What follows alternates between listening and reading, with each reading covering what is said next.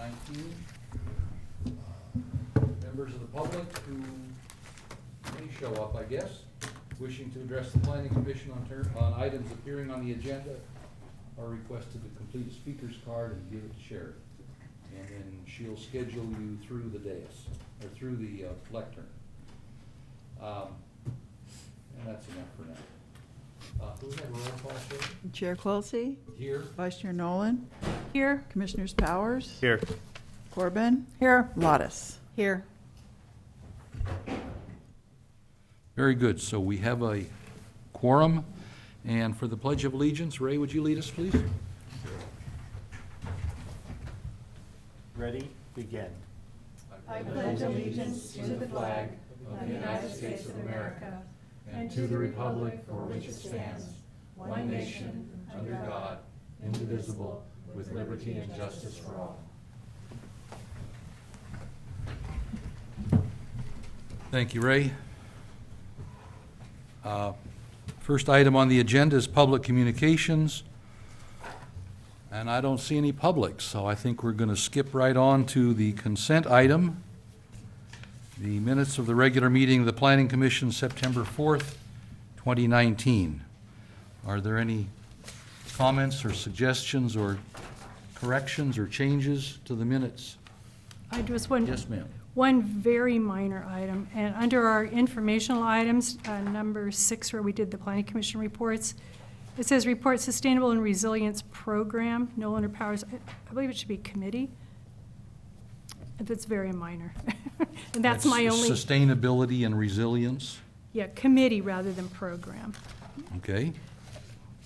Super minor, but Anything Well, else? not I'll after entertain a the motion to approve the discussion minutes as amended. It's the mission at the town city. I make a motion Very to, appropriate. I make a motion to approve the minutes for September 4th, 2019, As amended, as amended. that's a minute, and I will second the motion. okay.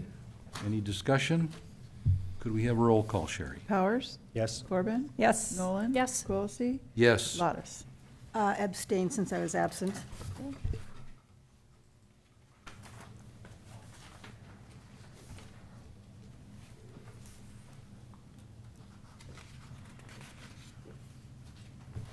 All right. Next item is our discussion item on Title 10 cleanup, item 2. And I was saying to Commissioner Lottis, I'm hoping that we can review these tables and at least get through a couple of them. And if it, I'm not exactly sure, if we agree on something, what happens to that?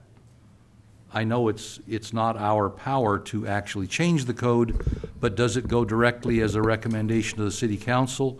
Or would it be held by staff as part of a general cleanup that will eventually be recommended, or what? So that actually, you hit on exactly what I wanted to kind of Oh, preface this with. So let me go from there. So, good straight man, he said. yeah, at the last couple meetings, we started the reviewing the land use tables in Title 10 as part of the cleanup phase. We had talked about doing multiple phases, and phase 1 is some cleanup focused on typographical errors, inconsistencies, etc. We did start talking some big picture concepts, which I think is fine, but I took a step back after the last meeting because we got into a lot of things, and I was thinking, I think for phase 1 we probably should try to stay focused on those, errors and inconsistencies, and then start identifying some of the ideas concepts we want to talk about. The plan right now was to do that general cleanup of Title 10 as a whole, which, as I mentioned before, Chair Quilisi started working with Suzanne on doing for Title 10 as a whole. But we were bringing back the areas that we thought the whole commission could focus on. So this is one of those. One of the things we did since the last meeting was we talked about looking at other cities and seeing how portions of their codes compared to ours. So we've provided some other city codes, but the other thing we did, and this will give me an opportunity to introduce the person to my right, Joe Fiss. He was recently the planning manager in Moore Park, and so I use this as an opportunity to ask Joe to kind of take a look as well from a different perspective and tell us what inconsistencies and errors he saw. So you'll find in your staff report that there are some areas highlighted and some comments and things. And so what we were going to propose, there's a few ways we can do it, but we were going to propose that we could kind of lead that discussion going through those and kind of identifying what issues we saw as a start. And then obviously, if you see something, jump in or, ask about it. So that's how I propose to do it, but obviously, it's. Well, I think that's a fine way to go through it. We can just go page by page through item 2 here. Yeah. This is different from anything that Suzanne and I are working on, because we're just doing real cleanup of errors, omissions, or whatever. And any change that we might suggest to a land use table is a policy question, I think, for the council, so. And so that's why I do want to kind of like distinguish between, because we talked about both last time. We talked about some simple cleanups and then some policy choices. So simple cleanup stuff will include with the cleanup, when we do the cleanup of Title 10. Policy decisions, we will take those and bring those to council to be discussed as policy issues. So there are going to be those two things. And I keep defining them as phase 1 being the cleanup and phase 2 being the policy discussion. Right. We're kind of doing it at the same time. That's fine, but we're going to try to kind of structure it a little bit more. But this in the main is really phase 2 kind of stuff, because we're talking about, should this be the rule? Yeah, So, for a lot okay. of them. Yeah. Okay, so if that works, then Joe will kind of take us through, if you're comfortable with that, take us through and kind of identify some of the issues, or not, issues, but some of the things he saw and wanted to discuss. I wanted to welcome Joe here to the proceedings, and since we met just before the meeting, I don't have to ask who the JF in all the comments is.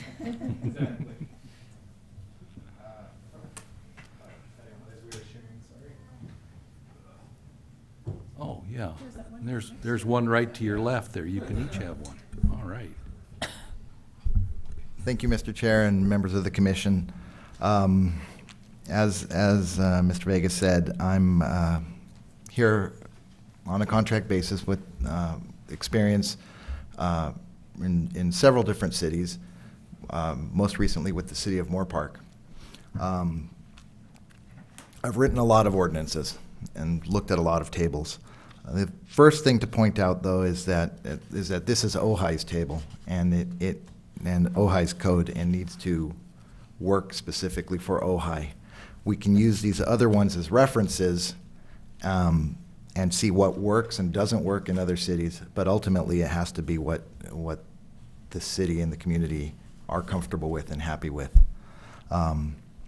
That being said, I did have an opportunity to go through, spend a couple hours, and just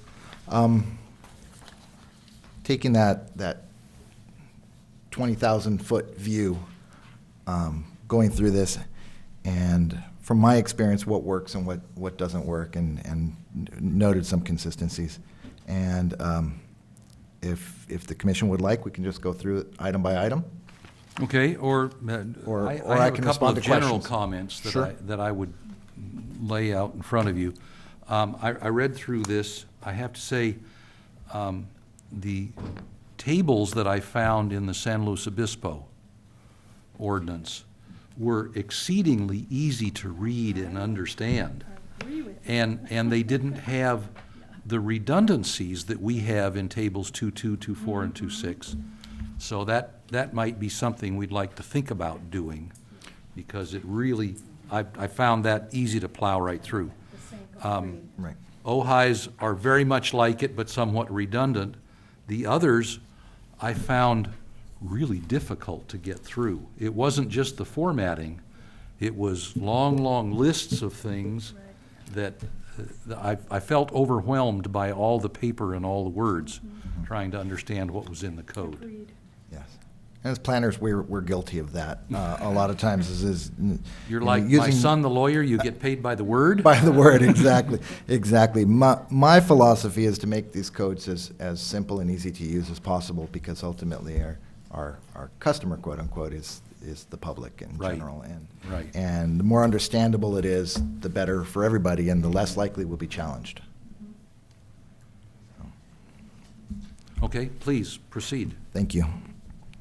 I guess we could start on, first one on attachment A. I'm going through and again, not knowing necessarily where these neighborhoods are and where the sensitivities are. When I started kind of jumping back and forth between what the table says and what the definitions are.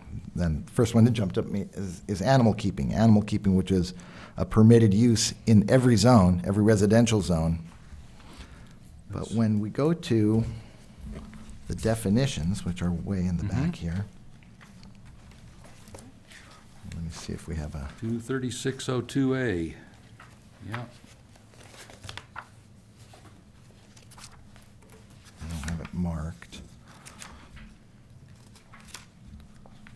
So attachment G, page 2. I think? Correct. Yep.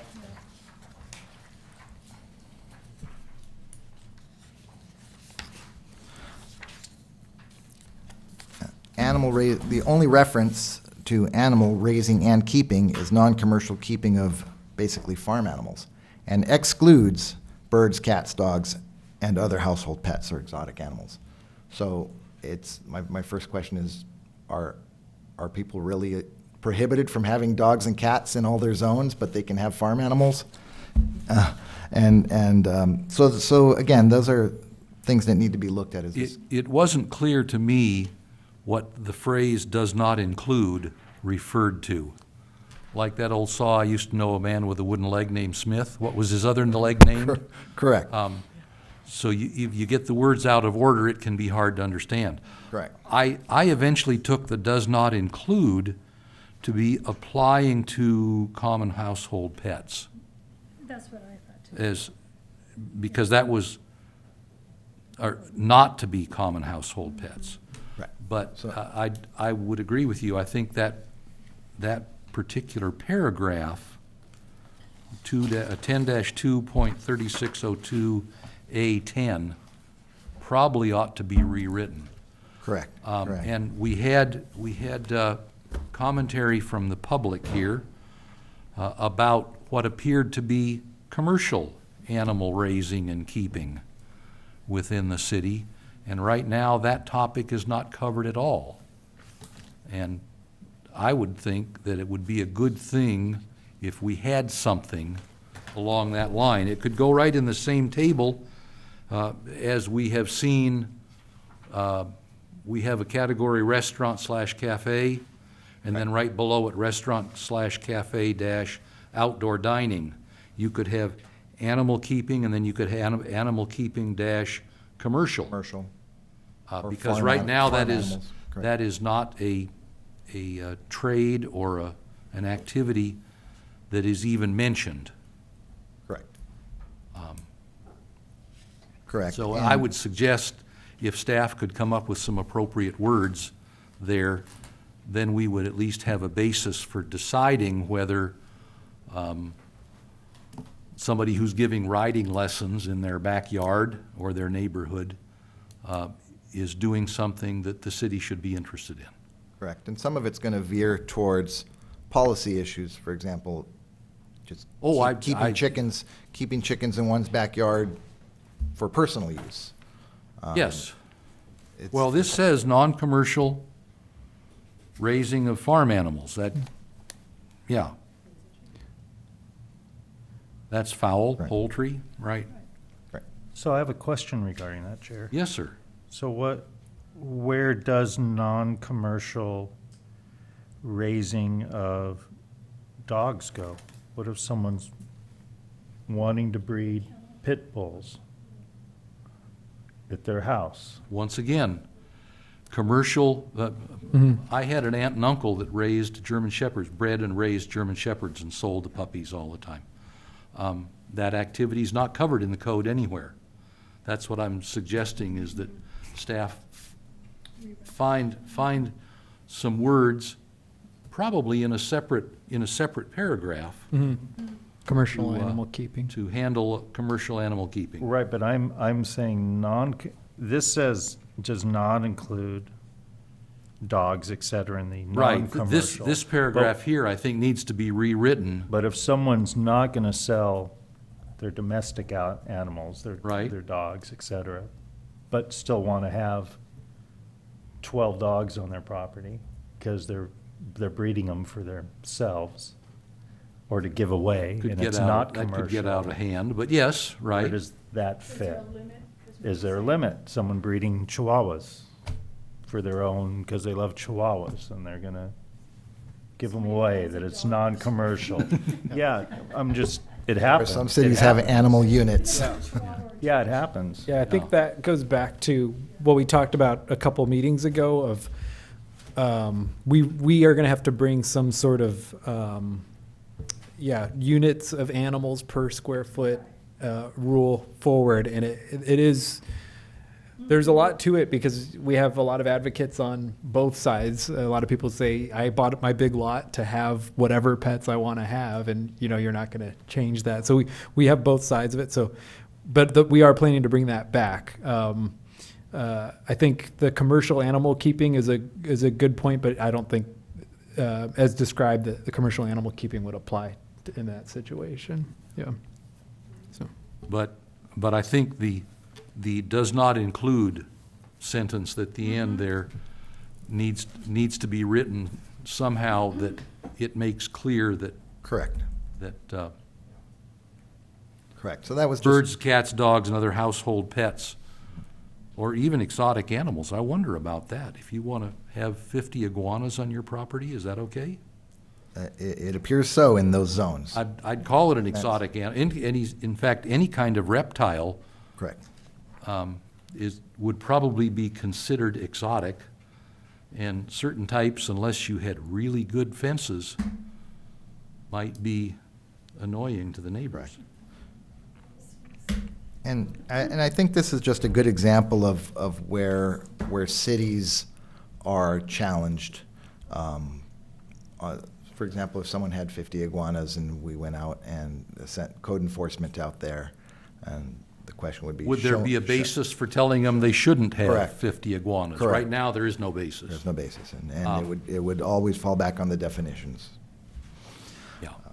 Okay. Okay. Well, So you're going to work on 23602A10 and a corresponding commercial animal keeping expanding and paragraph. clarifying that definition. We'll take a look at that next meeting or the one after, something like that. I think the general topic of land use and what to do with these tables is probably something we should leave on the agenda till we're all pretty much in agreement that we've gotten through it with some sort of consensus. And I didn't mean to dominate the conversation on the animal keeping. Are there other thoughts here on the commission, or is that okay if they go off and work like we talked? Okay. I would just like to say, actually, that there's a difference from a 4+ acre parcel to an in-town parcel. And it's one of those things that I don't think you're going to be able to specifically legislate every condition. No. Correct.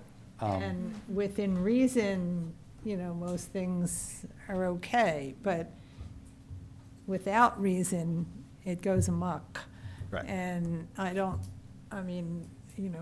other than having a discretionary paragraph in there, I don't know how else you would do that. Yeah. Right.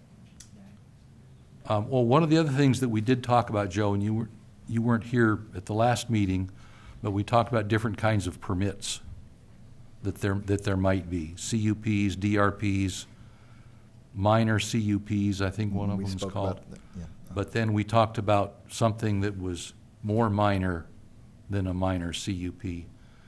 And whether we get to that tonight or not, I'm not sure.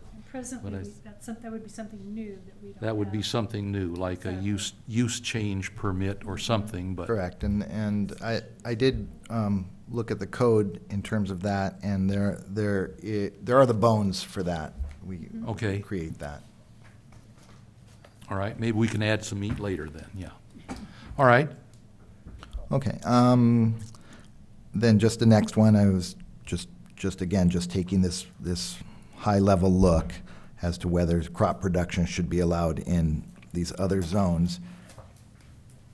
Crop production can get very complicated, and even though 2 acres is a big lot, is it big enough for crop production? Not gardening, not home gardening, not.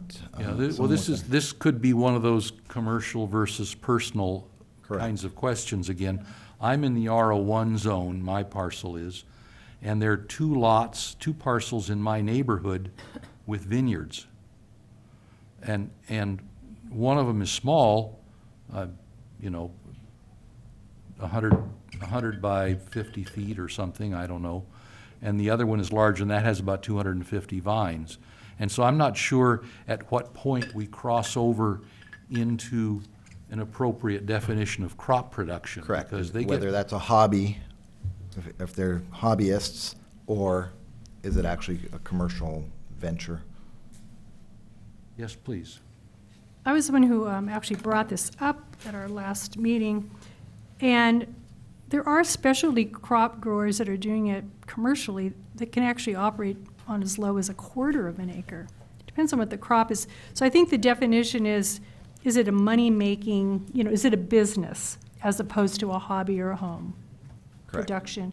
And I'm looking at the definition, and it doesn't necessarily say anything about it being a business. It just talks about potential services, harvesting and mechanical soil preparation, irrigation system, et cetera. But maybe that's the operative word that needs to be put in there. And then, of course, I would defer to my fellow commissioners as to what the minimum lot size would be. But we have probably the best farmers market in the county here in Ojai. And, we feature a lot of local growers, and some of them are, of course, outside the city limits, but potentially, I know there are some that have been in the city. So, and not just for that reason, but it's nice to have a local, or the opportunity to be able to do that. So I would encourage us to look at that and That was pursue in- it. That was in the C definitions under crop production? Yeah, that's on page that's what I- 6 of 30, where it says crop production and horticulture. It says commercial. When you say commercial, commercial connotates business. So maybe, maybe that is enough. Well, one way the home occupation, the cottage industry is Right. differentiated is by how much money you earn. Well, there's another. And there's a cap on how much you can only gross, like $50,000 a year from your business, and that's That's a good point. gross. That's a real good point. And so that's kind of Mhm. one way to look at it. Right. Generally, I like to look at these issues in terms of impacts and what a comparable impact is. Right. A dollar value might be difficult because you might have a high-value crop versus a low-value crop. Right. But Right. the low-value crop has a greater impact on the neighborhood, for example, than the higher-value crop, whatever that Say might it was be. hemp. Right. Right, and we said, maybe that's something where if your acreage was below a certain amount, certain crops like hemp potentially could be excluded, Or, or not. yeah, when I read the definition, I understood what crop production was, but I didn't understand what was the intent of the city in even putting this in and allowing it in places and not allowing it in other places. Is the That's a city, question. is the city trying to encourage or discourage crop production? Because it's one of those commercial versus amateur or hobby kinds of questions. I don't think the Correct. city has any interest in people's hobbies. Correct. I'm not sure what the city's interest is in regulating commercial crops. I mean, there are there are orange trees in town. But horticulture, you could have a commercial operation in a really small space if you're just growing little plants this size. So maybe our city council members could give us an idea if there is something that the city is interested in doing in terms of regulating crop production of any sort. I don't know. And I didn't mean to just throw it at you all of a sudden, but since you're here, sir. Well, it's interesting. Normally, you just sit over here and you don't want to be a part of the discussion because that's your role. But I think it's real simple. For any of this, I think you have to look at, is someone growing something on their property that they in turn are going to sell? I think it's real simple. Doesn't have to be Okay. any, so you take hemp. Can you grow hemp and manufacture it or fabricate it or do anything that will take that hemp plant and turn it into a CB oil for your own personal use? I don't think you can. See the difference there? Whereas so even going to pets, here's a gray area. I'm just gonna breed Malamutes because I did that. Okay? And I have 20 of them, 100 plus pound dogs on my property. But I tell you all, I'm not selling them, I'm just giving them away. What's to stop me from selling them? Nothing I can see. So- But does the city care? So the city should care because, and then there's other ordinances that will play into effect. For instance, behind me, I had, one of the Rains' daughters lived there, and she had a pack of cats and a pack of dogs, 3 horses that were, they had to be rescued. And if she left them outside, those dogs would howl all night. And they were a nuisance. So you had to call somebody at 2 or 3 o'clock in the morning to come hear the nuisance. If there was a limit as to how many dogs you could have on your property, and that was probably 2.5 acres, 2 acres easy. So that's what I'm trying to say. These are things you guys have to weigh. But I think when you look at any of this, whether it's a crop, whether it's an animal, whether you've got to I think you really have to look at, is it a commercial use or is it a hobby use? And I think those are 2 really clear, defined words and terms. And is it causing a problem with the neighbors or not? Well, Yeah, the issue with that's that the is, but no, because that's not That is the the- issue. If you don't put some form of regulation on it, then it becomes gray. Well, you say it's a problem, and that neighbor says it's not a problem, so who's the problem? Must be Remove the you. problem. You've got too many horses on your property, you got too many dogs on your property. You're not allowed to do this on your property. I mean, just, I think trying to be nice and create gray creates problems. We just solved an issue. And that was the people who came and spoke about the horses. There's nothing in our codes that defines how many horses you can have on your property. Or what you do with them right Right. now, yeah. Right, so clearly, if you're using it for a commercial use, you're running a business. You should have a license to do that. Right. Let's go back even to horticulture, if you're growing a crop and you're going to sell it, set up a system that says you gotta get a zoning variance, or that you need a CUP, or you need something. Or you need a business license. Yes, but Yeah. you need something that tells us, so that when we get that phone call, that you're applying pesticides, and I'm smelling it, and I really don't like it, and we don't know anything about it, or we don't have anything to fall back on. I think that's what we're trying to do, is we're trying to remove the gray and not create gray. So that's how I would look at it. You guys might look at it differently. Bobby, you wanted to say something. Well, I want to say it goes back to impact. I think that's really important. You can have 2 dogs, and they can be a horrible nuisance. They can be your dogs. But we're trying to make good neighbors. And that's why it's hard to set, you can say it can't be commercial, but that doesn't mean that somebody's not going to impact you nonetheless. Well, again, it all comes back to, if you're caught. If they're what? If you're caught. If someone makes a complaint and there's nothing on the books that subjects them to some form of understanding of what they can and can't do. Okay? I don't want to live in a neighborhood or in a community that relies on you and I not, getting along, and if we reach a point where we don't get along, that you're turning me in for everything in the world. That's no way to live. No. But there's got to be, if you're going to make a complaint, there's got to be something valid behind it. There's got to be something that says, your dogs are a nuisance, da-da-da-da-da, and you've got 6 of them, and da-da-da-da-da. And we have something to fall back on. That's what I'm trying to say. When we received the complaint, we had nothing to fall back on. It was a huge gray area. And you got to think about where we were and where we are. That's another thing. I don't, when was this last reviewed?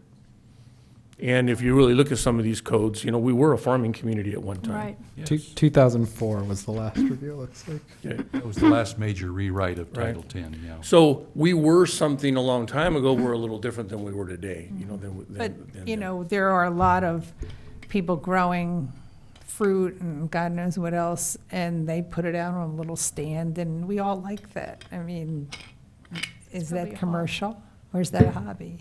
I don't know. You guys discuss that and figure out what your know? carve-out is. I'm not opposed to that either. I think Right. someone having 12 citrus trees on their property is not a grove. Okay? And if they're putting out a bag a month or something, or during harvest season, they're putting a stand out there, I don't know. But if someone drove by and complained about it, the fact that the stand was kicked over, or the stand had flies around it all the time, or, you got to have something that says, hey, these are the standards. This is what we expect of you as a person in our community. Okay. Please. Just a comment. We'd have to figure this out, but maybe, okay, there's a distinction with the commercial crop horticulture production. Let's just say it's the 2-acre minimum. But then you've got somebody on a 1/2 acre or 1 acre that is actually doing a business. Maybe that falls under like a home business, a different category based on the acreage size, just because you can only do so much on a certain You size. still need a And there may business be- and license there- for a home business, though. Oh, no, I'm not saying not to have a business license. Yeah, you go through all the channels. And if you're selling at the farmer's market or anywhere else, you have to go usually register with the Ag Commission and do all of that too. So you're running a business, but maybe it's just a different, the scale of the business is smaller, so it has a different category. I know, I'm just putting that out as a suggestion or something to look at.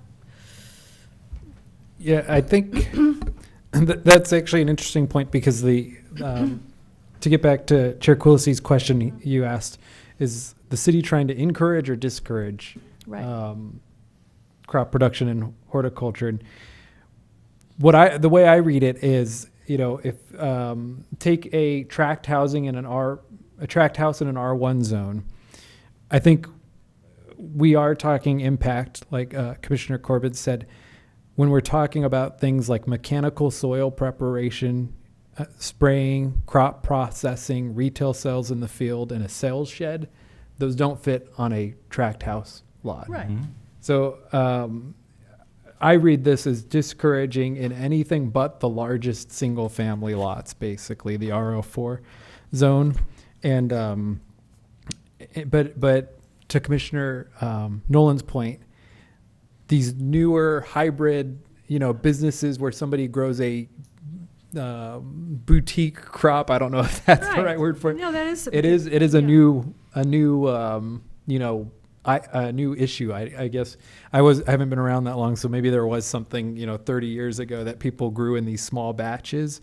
I guess for me it would be if you're just growing, if you have a couple of trees growing something, or you're a couple of orchards or something, but you don't have the mechanical soil preparation, the spraying, the crop processing, the retail sales, a sales shed, those types of things, it may not be viewed as a commercial agricultural field Right. uses. So You can still do it, it's just a smaller scale, and there would be definition on Yeah. the larger commercial scale, and then say like a home business Yeah, scale. and I was gonna say, you'd have to get a Yeah. home occupation permit, a business Right. license, and things like that. I think that question of do we or don't we is not the question. The question is remove the gray. Just remove the gray. Oh, I think that's what we're doing. That's the most important thing Yeah. you can do is provide clarity to anyone doing anything on their property. Can I or can't I? If I can, what do I need to do? If I can't, then I need to understand the consequences. It's real simple. Because when we create gray, we create bigger problems. I think it's that simple. So whatever you do when you're looking at it, think of it in those terms. You know, if I'm growing something on my property that requires me to mechanically do something to my property to grow it, and then it in turns requires me to do something to pick it, whether it's an outside group or something of that nature, anything that might impact my neighbor, I think is a negative. Okay? So, and I think when it comes to cannabis, or I should say hemp, I think we need to really clarify that too. Yeah, we have that on our list as a Because possible, cannabis one is to actually address. illegal in Ojai to be grown outdoors. Cannabis. And hemp is a cannabis product. Cannabis of any sort right now, yes. Yes. So I think I would let those be your guidelines too. That eliminated the gray there, I It think. sure did. Okay. Thank you, sir. And by the way, I've been fighting some stomach flu. Oh. If I don't make it through this, through this We'll- short discussion, it's because I need to. We'll take no offense, yes. Okay. All of that said, okay. my personal feeling is we should not restrict crop production and horticulture to just RO4. Like I say, I'm in the RO1 zone. I have one of the smallest lots in the RO1 zone. It's well under an acre. But there are two parcels in my neighborhood that do have vineyards. And so I'd like to see the permitted activity, however we decide to describe crop production and horticulture, at least extended down to RO1, maybe RO. That's kind of what we Depends on- originally had said, I believe last time, maybe down to half an acre. We said, but I'm fine if it's an acre. But I agree. You know, and I was just going to mention that I'm not sure about your neighbors, but I do know of people in town who, you know, if they have enough acreage, it's a smaller lot, but they'll sell to Sunkist, or they'll, you know, I You know, don't it's know. hard to get Sunkist to come around and pick 3 trees. No, I'm not talking about 3 trees, but I mean, like, if it was a couple acres or something. Oh, Or yeah. they're doing some sort of a Yes, commercial right. something with it, Right, so. and that Yeah. was the point of my comment, is that Right. the 2 vineyards in my neighborhood are well under an acre each. Mm-hmm. On parcels of an acre or so. Are they for commercial use? Are they personal use? One, I'm not sure. Okay. The other one is very frank about it. He says, we make wine every year, and what we don't drink, we give away. That's more So hobby. that's a Yeah, hobby. I wouldn't classify that as commercial. I was gonna say, it That's reminds me hobby. of the big argument that comes up every once in a while, is the home brewing versus, you know, breweries, and it's not it's the two same different things, impact. yeah. Right. Yeah, Yeah.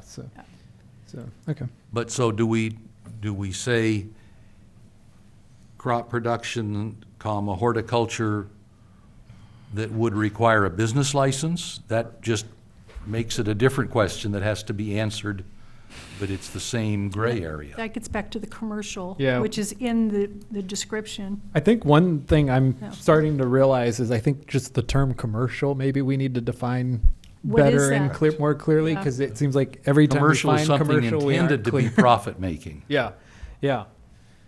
But it's, you know, having said that, though, then the challenge is we've run into issues with nonprofits who open, who out of a house are now operating commercial uses. So I think one thing I'll put on our list is to really look at defining commercial better and coming back with a recommendation. That would be a big help. Thank you, James. All right. There was one, we'll get to it, but I noticed a little farther down, somewhere in here, that's not the residential zone. I'll hold it till we get to the next table. Please go ahead, Joe. Okay, thank you.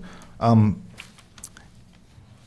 I guess I just kind of following up, and preface preface this with, the themes are impacts Right. and clarity. The impacts are going to be policy decisions and what the city of Ojai is willing to tolerate and what they're comfortable with in terms of those land uses.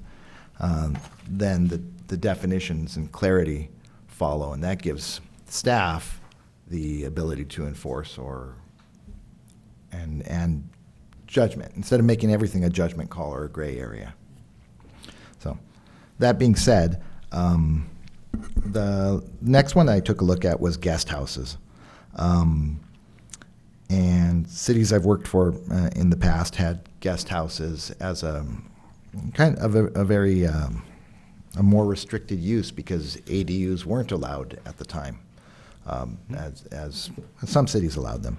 And the reason guest houses were held to a higher standard was to keep them from being converted to a second dwelling unit or an ADU or whatever it might be called.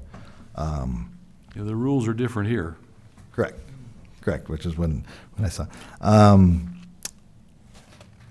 That being said, I see that a guest house would require a CUP, and my question, again, these are just questions and comments. No, I'm not advocating for anything in either direction, but my question would be is if I can have an ADU by right or go through a CUP process and pay the fee in a public hearing, why would I go through that process? Would anyone actually build a guest house anymore? Is this just an outdated category? I don't know. Just a couple of comments of why somebody may not do an ADU. There's several areas in the city that are still on septic. If you wanted to put an ADU, you may have to put an entire new septic system, et cetera, and someone might just say, I don't want to go to that expense, I'm going to go for the ADU. I'm just throwing that out as an example. But, I mean, like the Arbolada, for instance, is a good example of an area that has one. And aren't we allowed to have, you can have an ADU and a guest house, can't you?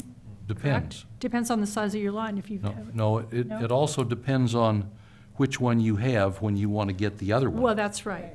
So Right. if you have an ADU, as I understand it, and you tell me if I'm wrong, Yeah. if you have an ADU, you can't add a guest house, but if you have a guest house, you Can can add- add an ADU. Yeah, that's what I thought, yeah. Yeah. And my feeling is it probably shouldn't be a CUP for a guest house. It should be, we should have over in the specific use regulation, there should be a reference in there to the rules that say, if you have a guest house, you can have an ADU. If you have a guest house first, you can have an ADU. If you have an ADU first, you can't have a guest house. The rule doesn't appeal to me a lot, but it's the rule, and it should be here. And if we take guest house out of the table, then I think we're creating a gray area. If somebody really wants to come in Yeah. and just build a guest house, we wouldn't have any basis for saying either yes or no to them. Correct.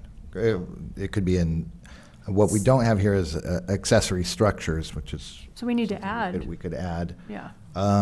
Accessory But, structures and are in our code. Yeah, they are. Yeah, they're just not in the land use table.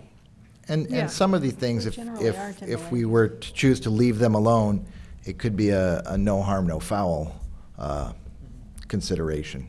If we just left guest houses as a CUP and we don't take in what, I'm not sure when the last time we might have taken in a CUP With, for a guest house. with the exception that if you need a CUP, then you have to pay extra dollars to the city and come before the planning commission, I think. Whereas if it's just a permitted activity, you still go through all the same reviews by city planning staff and building staff and all of that, but you don't have to come to the planning commission and say, I'd like to put a guest house in my backyard. And isn't that what they're proposing right there? Because they have the CUP crossed out and the Ps added? Well, I didn't see Ps added in But it- RO2, Oh, RO1, that's true. and RO1 half. So my question was, why weren't Okay. there any Ps there? No, and my, actually, I had crossed the whole thing out, but perhaps it would make more sense to not require it to be a CUP anymore. As I started, when I started the discussion, mentioning that CUPs were very common for guest houses because cities were trying to keep them from being converted into Right. units. Yeah. Now, Like you said. it doesn't really matter whether they're converted to units or not. You can they're convert by allowed. right under the new state by law. right. Right. exactly. Start with a guest house down the road, maybe you do convert it. Exactly. So maybe it makes more sense to leave it as a use, Right. but make it a permitted use Yes. versus a conditional Yep. use. Yes. And if the governor signs AB 68, then the state law will be you're allowed to have 2 ADUs on a parcel, period. Oh, Correct. good. That's the one I was been kind of But this, championing. this might be in the category of needing that type of permit that everyone was talking at the last meeting Special on, one? what were you, That we haven't Special- named. Use yes. change permit minor or whatever. use Yeah. permit or something Permit or like that. whatever, yeah. Correct. And I was just thinking too, just back to the crop production and horticulture. I mean, that's, if somebody wanted to do a small scale growing arugula for their local restaurants or something, it just seems like with some standards called out and the minor use permit, I mean, that might, again, that's another category for that type of allowances, a way to allow those things, but to provide some clarification and regulation. And then we might have 3 categories: hobby, minor commercial, and commercial. Possibly. Yes. You might. Yeah, that might be a way to Yeah. clarify. Yes, and encourage people to do it legally Yeah. because Right. it's easy and clear, and that's what we want. We want them, we Yeah. don't want to discourage things, we don't want people doing it in the closet either. We Right. want them to do it Above board. nicely. We don't want to get to the point where everything is either forbidden or mandatory, Or but- so complicated that nobody wants to go through the process. but as the council member has said, and as I've thought for a while, if somebody comes into the planning desk and says, I want to do X, there's got to be something that allows that person to get a straight answer from staff who is confident in giving that answer because it's written Right. down somewhere. Right. Correct.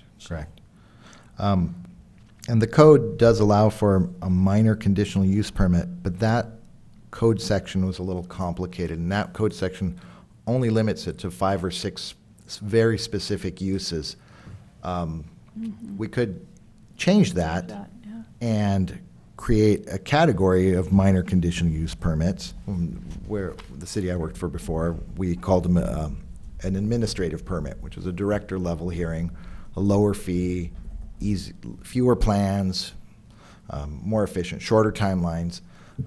And as the commission has mentioned, it would help people come out of the dark for those uses, and it would give staff or the director the opportunity to put conditions of approval on a project without having to necessarily bring it to the commission. Add conditions of approval, which if violated, then there could be enforcement based on those specific conditions for that specific use. Yes, Truck and traffic. at least, or- at least an enumeration of those possible conditions would be something that an applicant would need to see up front, I think. Correct.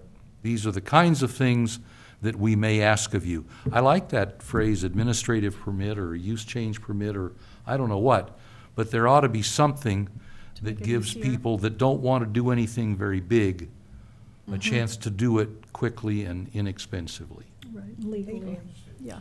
We both have legally. Yes, sir. I just, this is, to be honest with you guys, this is one of the reasons I even asked for this.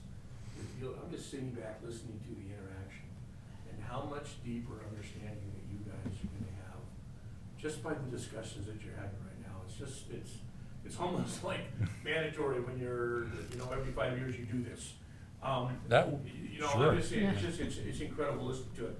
Listening to, what are the benefits of an ADU? Okay, what are the pros and cons? What are the rights? And then, what's the benefit of a Guest, Guest house. guest house? And, what are the differences? That's what you guys are doing right now. You're getting a better and deeper understanding of each one of those. And that in turn is gonna help you to create what's in the best interest of our community. I think it's incredible. Also, the county of Ventura has an administrative means to address a lot of issues. I remember, I can only speak to what I do for a living. So I was doing a patio cover and we had exceeded the lot coverage. In fact, Kathy and I had the same issue here at Ojai one time on a project. And the only thing that we had as a remedy was a minor variance. right, yeah. And then there's the definition of a minor variance, and we didn't fit the definition. So therefore, we couldn't do it. And all it was a patio cover on the back of someone's house that, but, you were exceeding the lot coverage. The county has an administrative hearing that is public. You pay a fee, and you present your case, and it's dealt with right there on the spot. It's done. That hearing's held, and yes or no. And the public has a right, anyone that lives, they send a notice out, anyone has a right to come in and weigh in. We don't have that here. Even a director's exemption, I would think we would want it to be more of a public event. It isn't, yeah, it isn't right now, for sure, So yeah. these are things I Yeah. think that you guys are, right. I believe, are really heading in the right direction. I really appreciate it. Thank you. Anyway, so I would be in favor of leaving it as a permitted activity, having a guest house as a permitted activity in case somebody ever wants to do one, Yep, but a permitted activity as opposed to a CUP. I agree. And I think over in the right hand end, a reference to 10-2-1705 would be useful. I also found 10-2-1709 B19. That had a definition of a guest house, which was separate from the Different from this one in the the definitions definitions? at the very end of the chapter. Oh, I mean, That's a good thing to it bring was- up. It was also there. but different from this one. Yeah, it was slightly different from that. Well, they should be The words weren't compatible. quite the same. Yeah, yeah. I don't think they were in terrible disagreement, and it wouldn't hurt to just take out the definition, I suspect, in 10-2-1709 B19. Could just say, see this other section, and then you'd have the same words both ways. Correct. Consistency is important. Yeah. We run into that a little later with telecommunications facilities, whereas the code section is related to wireless communication Right. facilities. And it's just that is strictly just a cleanup. So guest house is I'm going to play devil's advocate. Oh, I good. guess. And I was debating whether to do it. But Yeah, So the good thing is if it's not CUP, it's permitted, and I have my house in Ojai, I could put a guest house in by right. But I guess I'm thinking, do I want both of my neighbors on either side of me to be able to put a guest house in by right without any conditions put on it? And I don't know, personally, that I would want that. So, so maybe there are conditions then. yeah. And are So you, does that make sense? is it the As lot long as coverage they're or what is? in their setback area and they meet their lot restrictions, you still have to do all of those You'd have to meet things. standard setbacks and lot Yeah, of Of restrictions. course, yeah. But, Joe, do you have I'm putting you on the spot, do you have an example of where that could be problematic? One city I worked for, we had rules for guest houses, but not for pool houses, for example.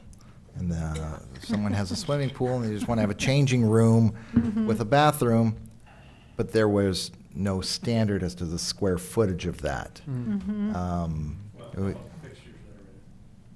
The When does it fixtures. go- when does it change from a changing room to a room with a sink and a toilet and a dishwasher Yeah. Well, and a. Correct, correct. Well, And yeah, that's what- I just looked for pool house in the definitions, it's not in Yeah. there, so. And we had A a, banya. we have a project that came in fairly recently that was built on kind of a slope.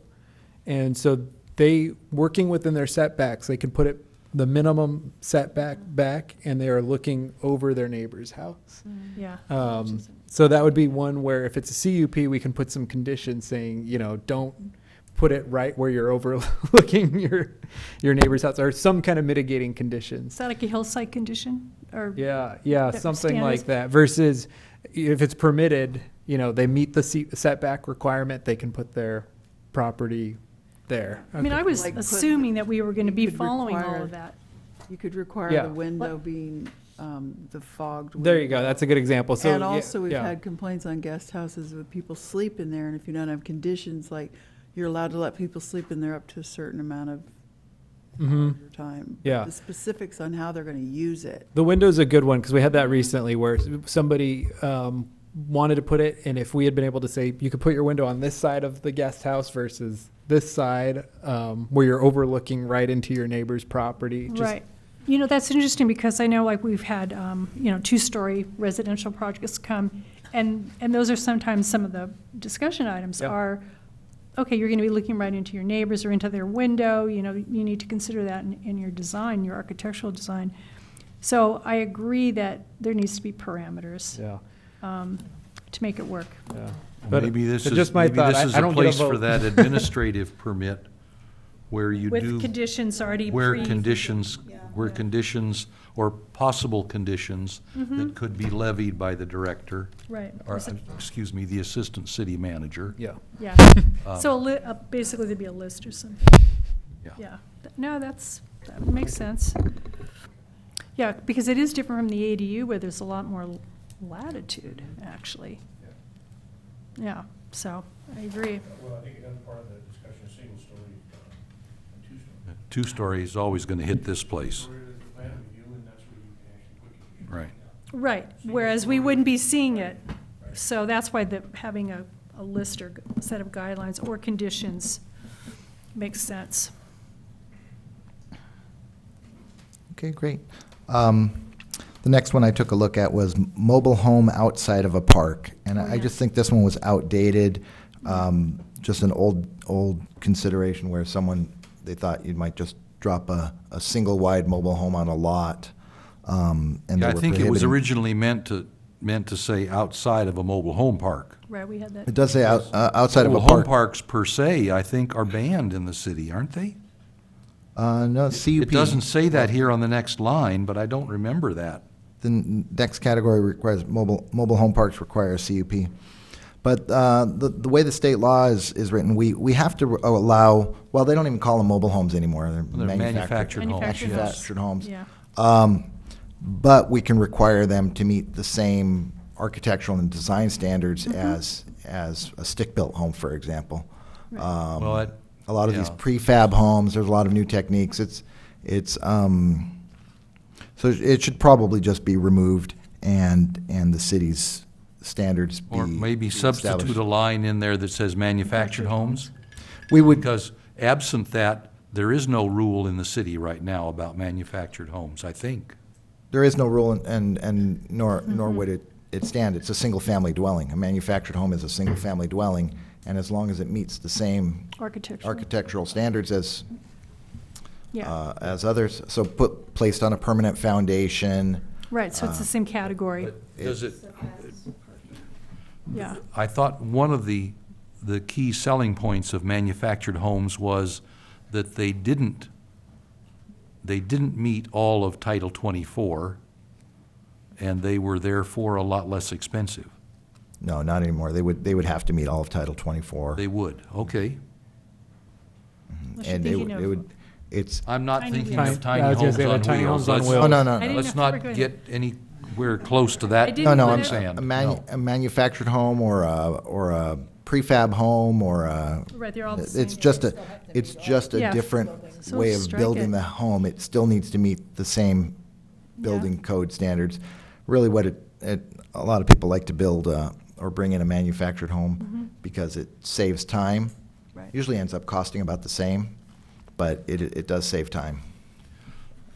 But if we had a neighborhood, for example, where the homes had predominantly brick facades in the front, I'm just coming up with something, we could require, even if it's a manufactured home, we could require them to have a brick facade across the front. And those are the sorts of things that end up adding costs to these and make them not as attractive for builders. Mm-hmm. So do you think that we need a line for manufactured homes, or? No, I don't think we need it. I think we should take mobile home outside of a park out, Strike it, yeah. strike I- that, I would and agree on taking that out. a manufactured home is just a single-family dwelling. Yeah, And it okay. meets all the Makes sense. same standards. Everybody Yep. feel okay with that? But, So it's a single-family dwelling no matter the size of the manufactured home. So if I do a 400 square foot manufactured home, it's still a single-family dwelling? I think as long as it's built to building code standards, Correct. which is the challenge we run into when we do see tiny homes, is usually they're not built to building code yeah, standards. they're built to They're ANSI standards rather than Title 24. It still could be 400 square feet and built to code. Sure. Yeah, And not Yeah. put on a foundation Yeah. and hooked up and Yep. all that. Correct, someone can build a small house, let's Yeah. not call it tiny house, because Yeah. that has its own connotations. Connotation, just a A small house, a 400 square Right. foot or 500 square foot, one bedroom, one bath home, and as long as it meets the setbacks and has a two-car garage and whatever else the code requires, Yeah. it's a single-family dwelling. The next line down, I must have read through this in the table and blanked when I went through it. But this says you can have a mobile home park on an R3? Just get a CUP? that's what it says. Yeah, Looking for the definition. I don't know about This you, needs that to be seems looked at. crazy to Yeah, me. it does too. Yeah. too. And it might be outdated. I'm not sure who builds mobile home parks anymore. I'm not sure that really. So the definition for mobile home parks on page 17 of 30, attachment G. Right? It says any site planned and improved to accommodate 2 or more mobile homes used for residential purposes. Oh, so 2 And or then more. there's more to it. So I guess you technically could fit 2 or more on that lot, but I think it's a fair question of whether we would want to fit 2 Certainly, or you more. could certainly put 2 mobile homes on a 50 by 150 lot. Yeah. Yeah. And do we change that mobile to manufactured? If we keep that, I think that one should probably remain as is because the It's a state of different- California regulates mobile home parks, not Okay, so the it's a city. whole We different- could- I got it. We can approve the land use, but once we approve the land use, Okay. everything within the park would be Mm-hmm. governed by the state. Plan check, okay. Well, does the state's regulation of mobile home parks allow the city to ban them on certain size parcels? sure, we still have land use authority over where we allow them. Okay, That's your question. that, to About my the- question, at right. least the R1, 2, and 3 and S, maybe, and maybe even the RO. That's all pretty small parcels. Maybe And strike it from it's those. gonna be, Mm-hmm. it's gonna tend to be in neighborhoods of small parcels. Mm-hmm. And if you had a 50 by 150 lot and somebody bought the empty lot next to you and Put in- dragged in 2 or 3 mobile homes, that would Yeah, Maybe not be good. yeah. cause some conflict with the neighbors, for sure. I think at least it's worth considering, or it's worth recommending that the city council consider whether to take, now, CU and then P, they're all CUPs, okay. Mhm. Whether or not anything smaller than an RO1 Minimum lot size. should allow Mhm. a mobile home park. My personal feeling is probably not. Correct. I would agree with that.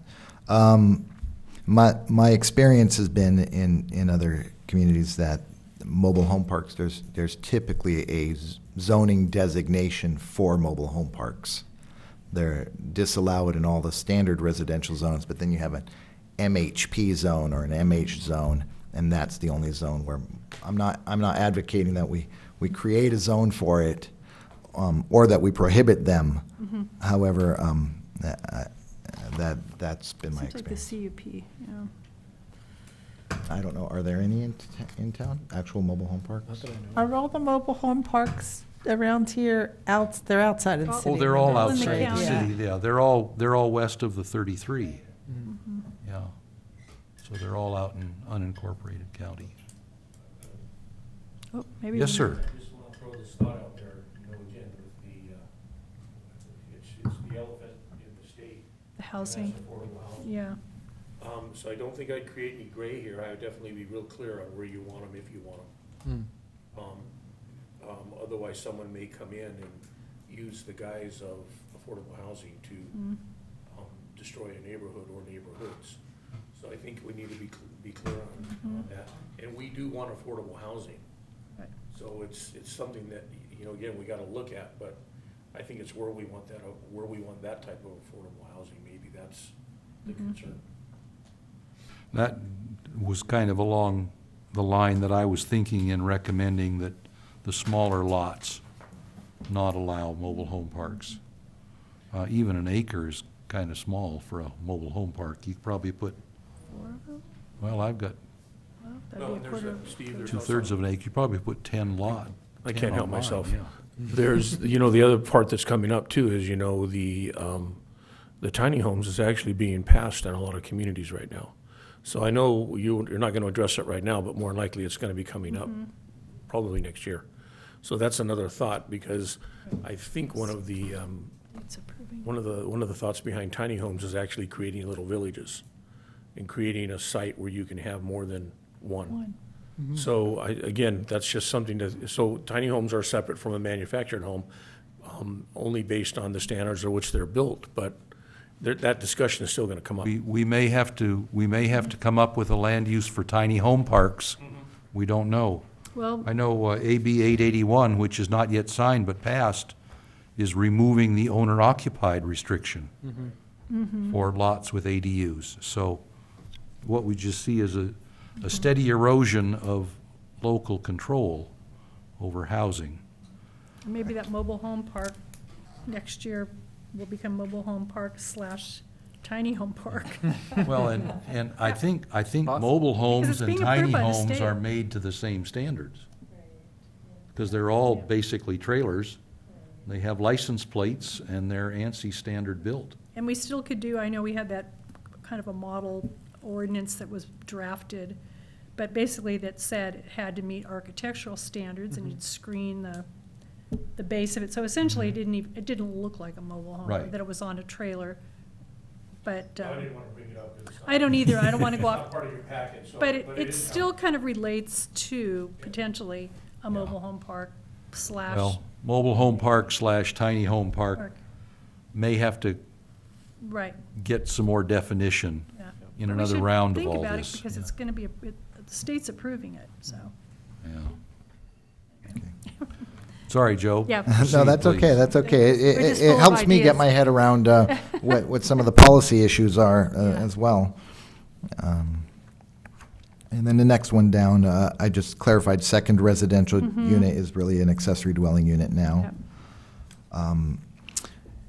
And I think you should add short-term transient and vacation rentals as defined Yes. elsewhere in the code. It should be specified in your table as, and then specified as a prohibited use.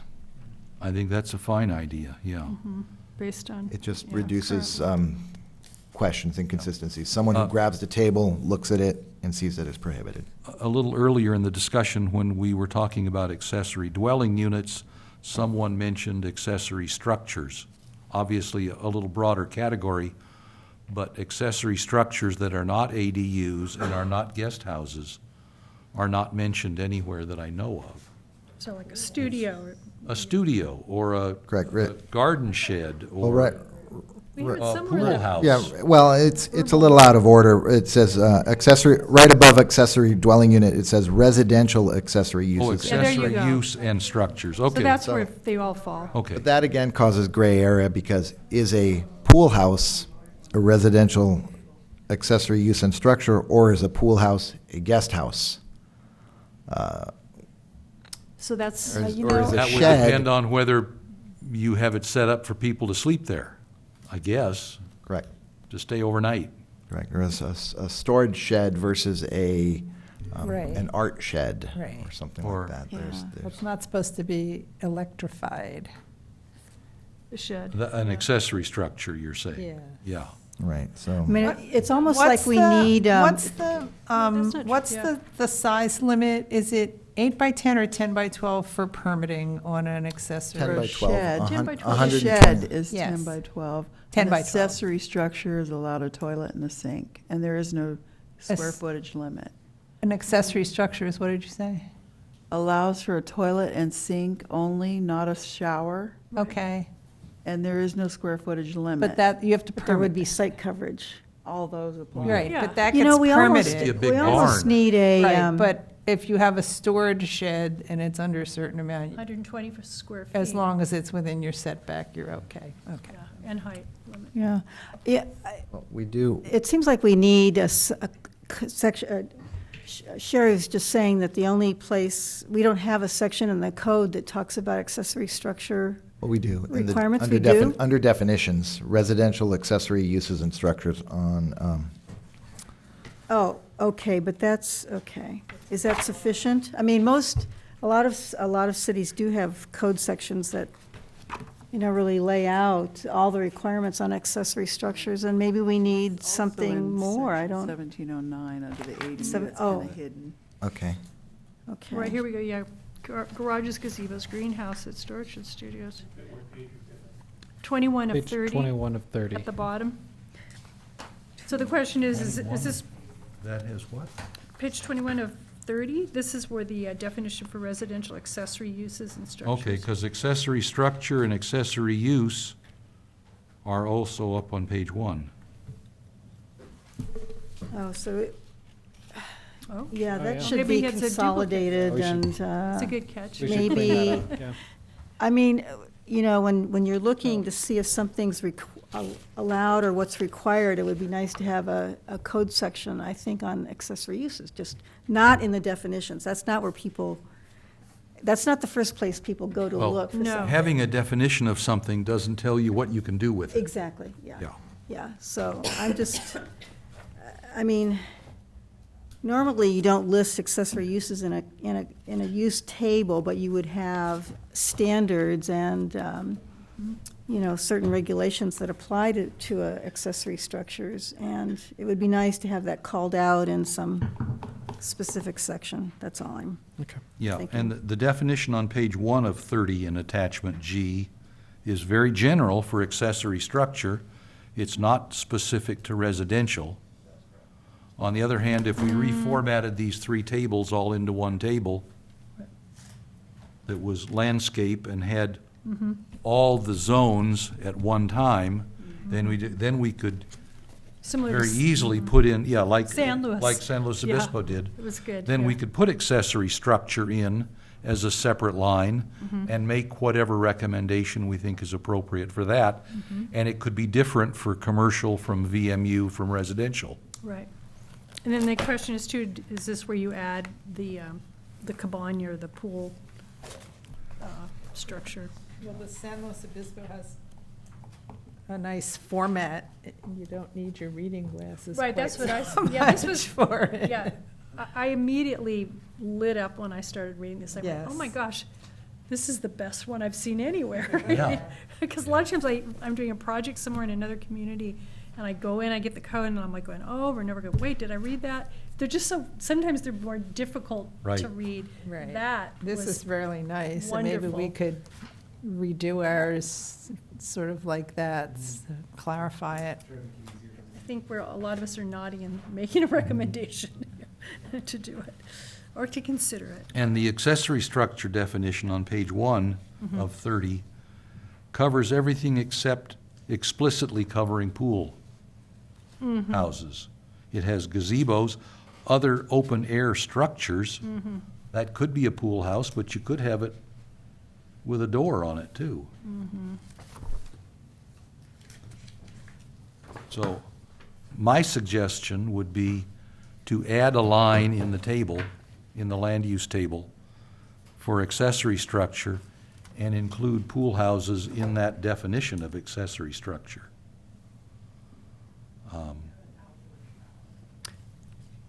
Well, that's true. Yeah. Yeah.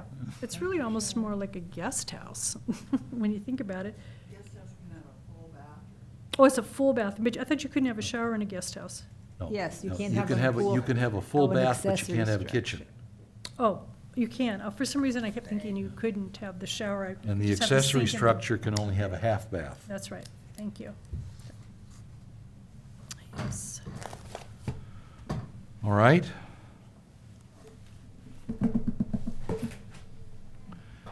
And, so are we agreed on putting ADU for second residential and then You're all set. adding this line on short-term transient and vacation rentals?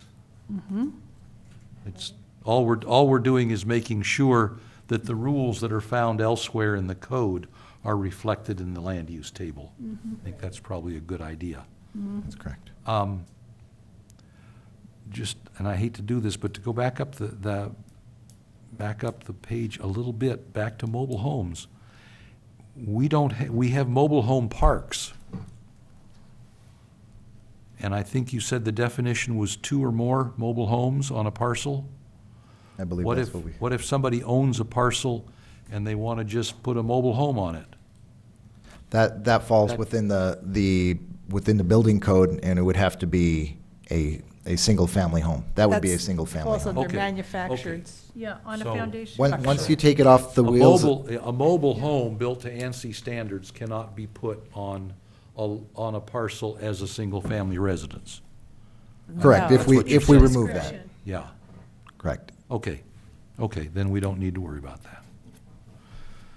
And your last one, To limit where a mobile home park could potentially go?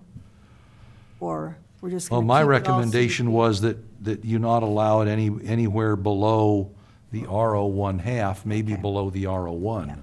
Yeah, okay. So take off the I mean, I'm a little R2, concerned 3. even with just going So- down as low as just 2. You could have a mobile home park that would only have 2 homes. Yeah. But, But does it So, matter then if can you not- R2 and R3 are multifamily zone? I don't know, I'd have to ask Joe. Oh, that's a about good that. point, too. So you The couldn't, R3 is multifamily? And R2. But does that matter, Joe?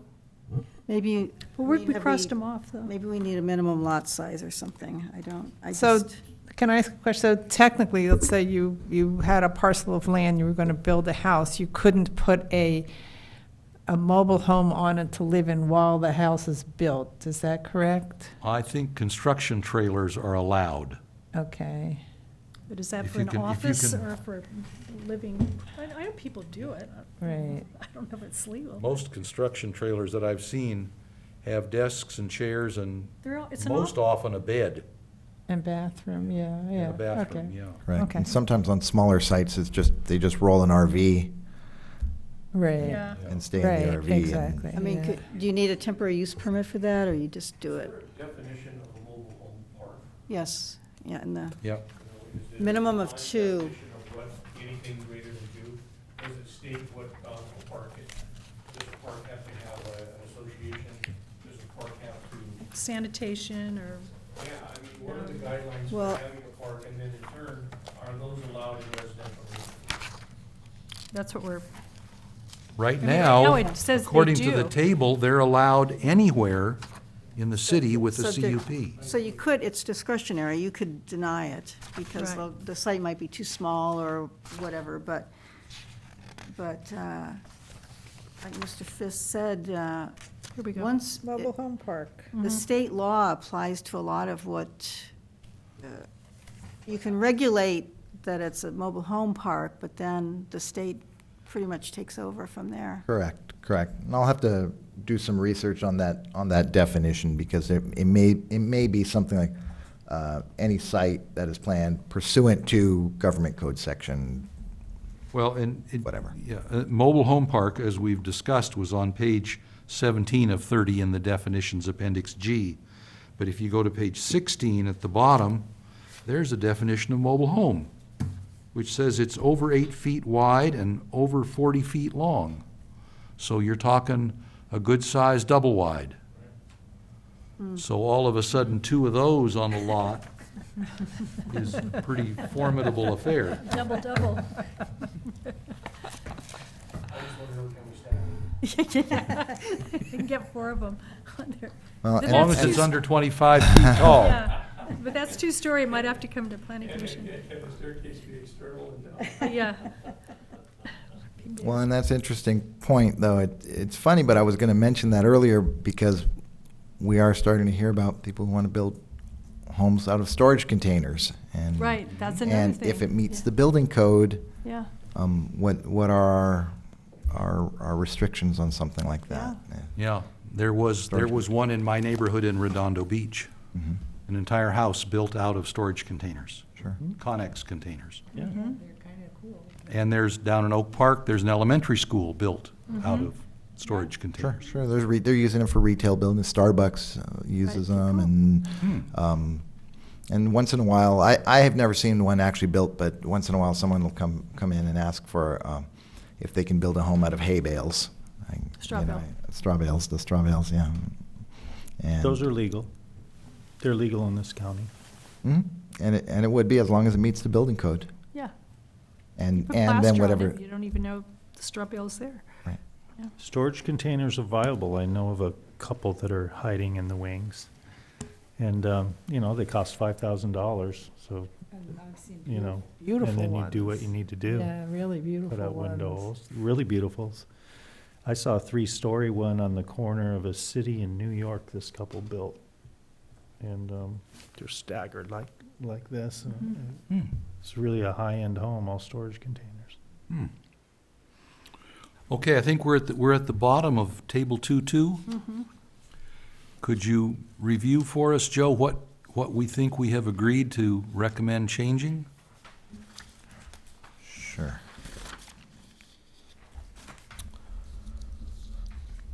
So we're going to look at clarifying animal keeping and crop production, clarifying the definitions, whether those are commercial or non-commercial uses. Guest houses we're going to leave as a use, but look at the entitlement requirement. Maybe that becomes one of those simpler permits. Correct. Mobile home outside of a park, we're going to strike.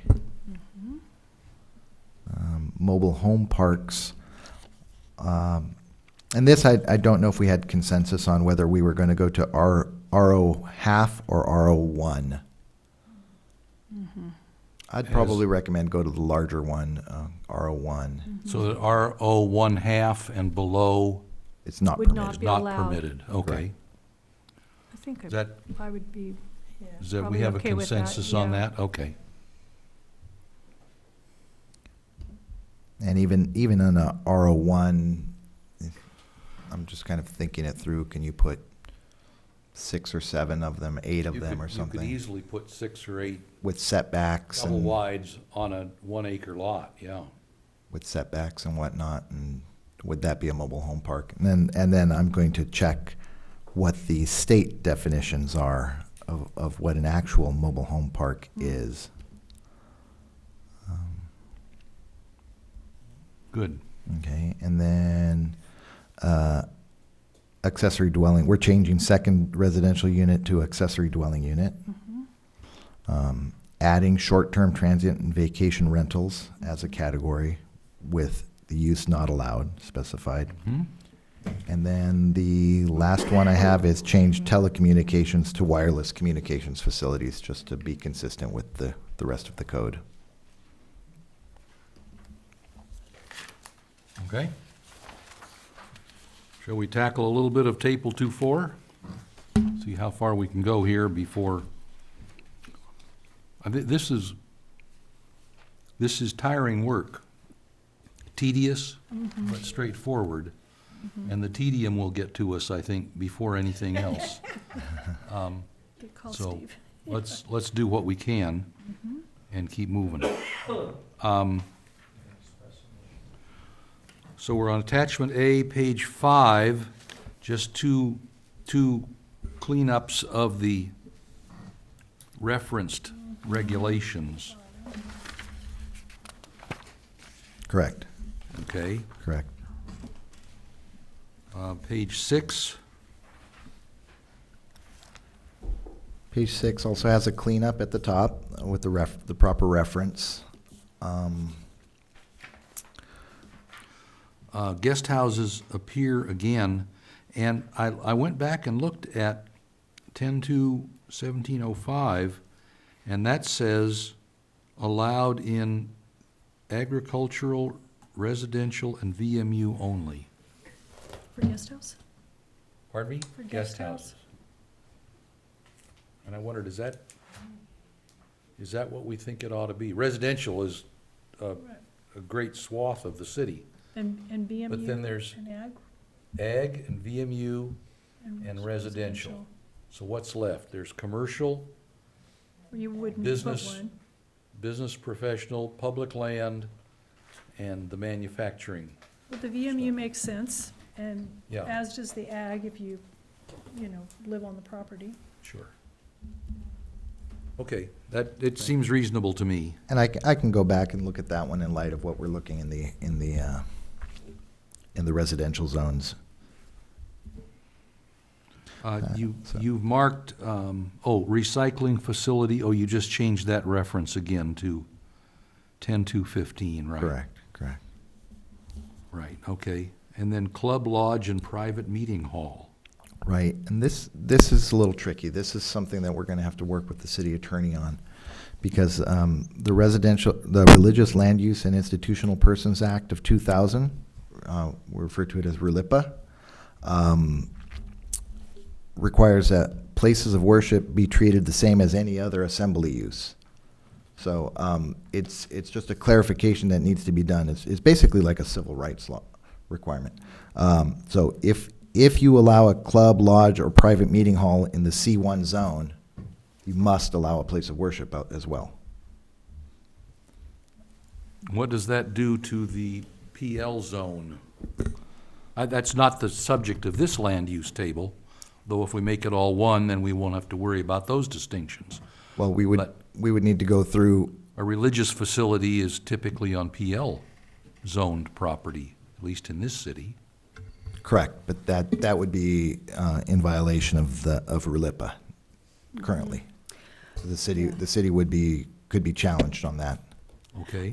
My comment on this is, this club lodge, private meeting hall, it could be of any size, and why we wouldn't require a CUP for this use across the board, I really don't know.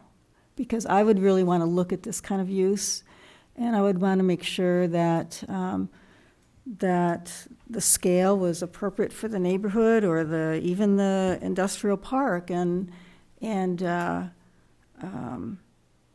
don't know. I just don't think that this kind of thing that could be big, it can generate a lot of traffic, can have all kinds of. Impacts. I mean, it might be pretty quiet, it might be small scale, but it might not be. But it might not be. I just think that it should be a CUP. And that's more a policy question. Yeah, okay, I But get you, but right. the second part of that policy question is nonetheless, regardless of what the city chooses to call that, it must be consistent with Exactly, RLIPA. right. And I'm not questioning If- that at all. Yes, sir. You know, when these things come up, I think about past issues that we've had, Aliso and Kenyatta. Was the multipurpose center Right.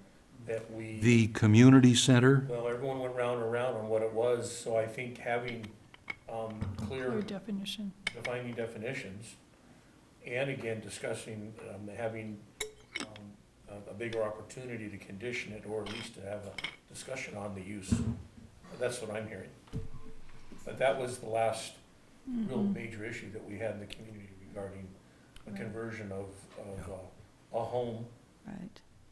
Although that was in PL, right? Yeah, well, it's been a lot of things. Well, it's also, but it's PL also in the nunnery. VMU.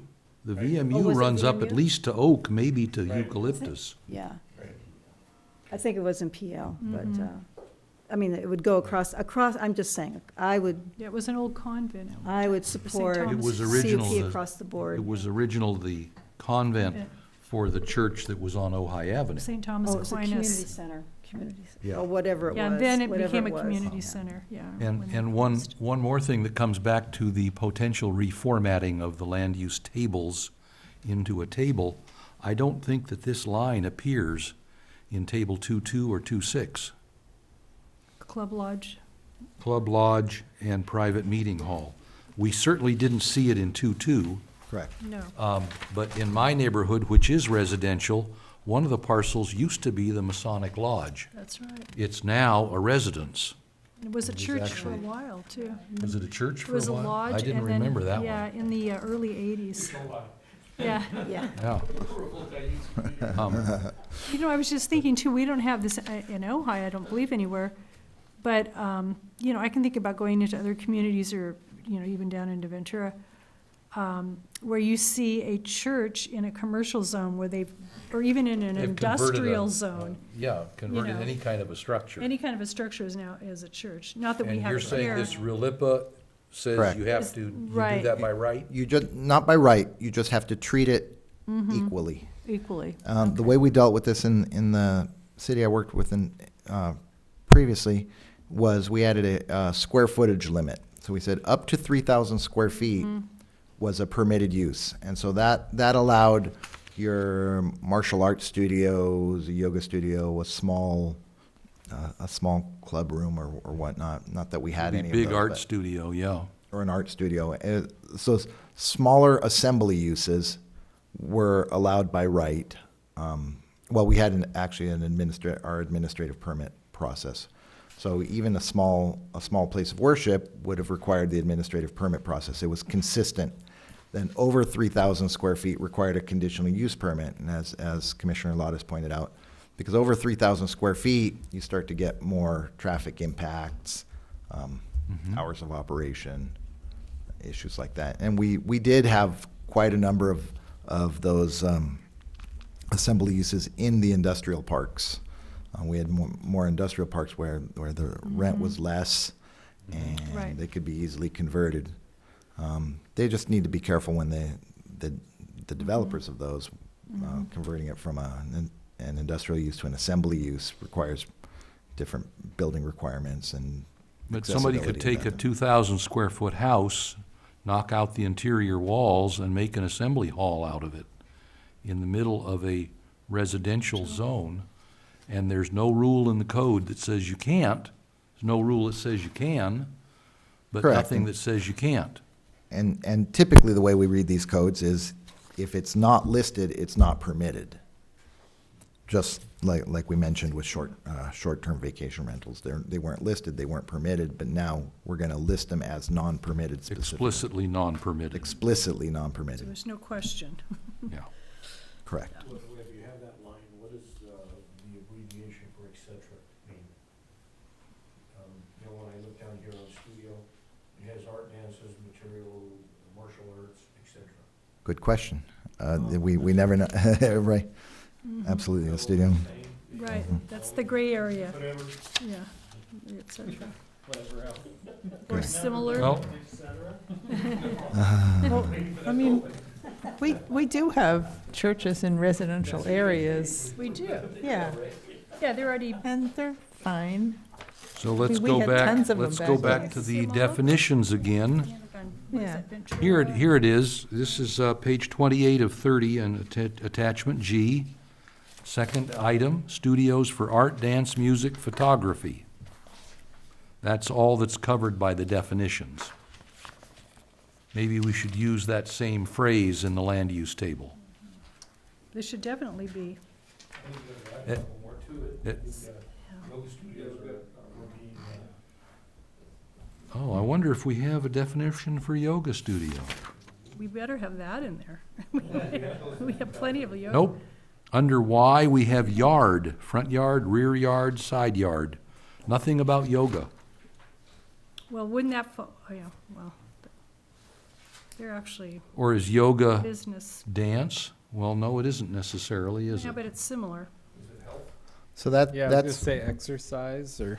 It's- right, is it a gym? That's why we're better off, making these, the land uses more related to impact. So you might just say assembly use and have a sample of different assembly uses. Well, and at the same time, if we're gonna have statements in the land use tables, we should have matching definitions in the definition Right. section. Correct.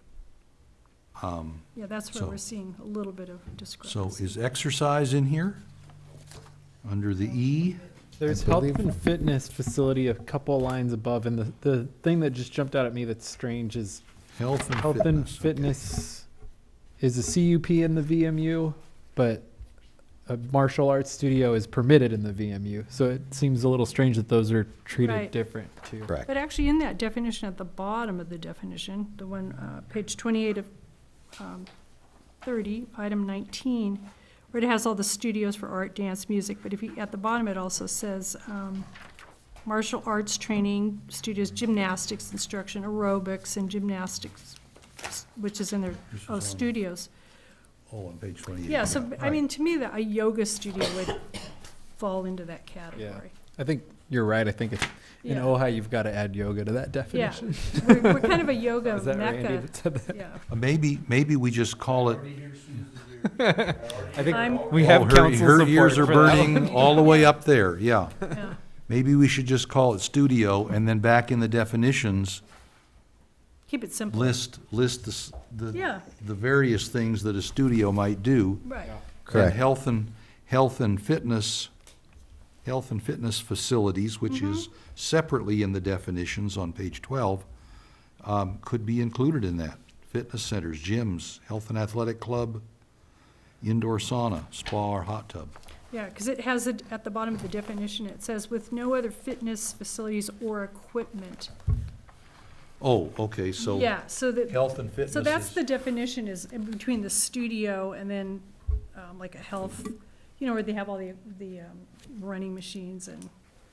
I forgot. So is the yoga studio supposed to induce fitness or not? Yeah, but I think the definition, if you look. If you look at, the last line in the definition here, it says, it lists a bunch of different items, you know. Right.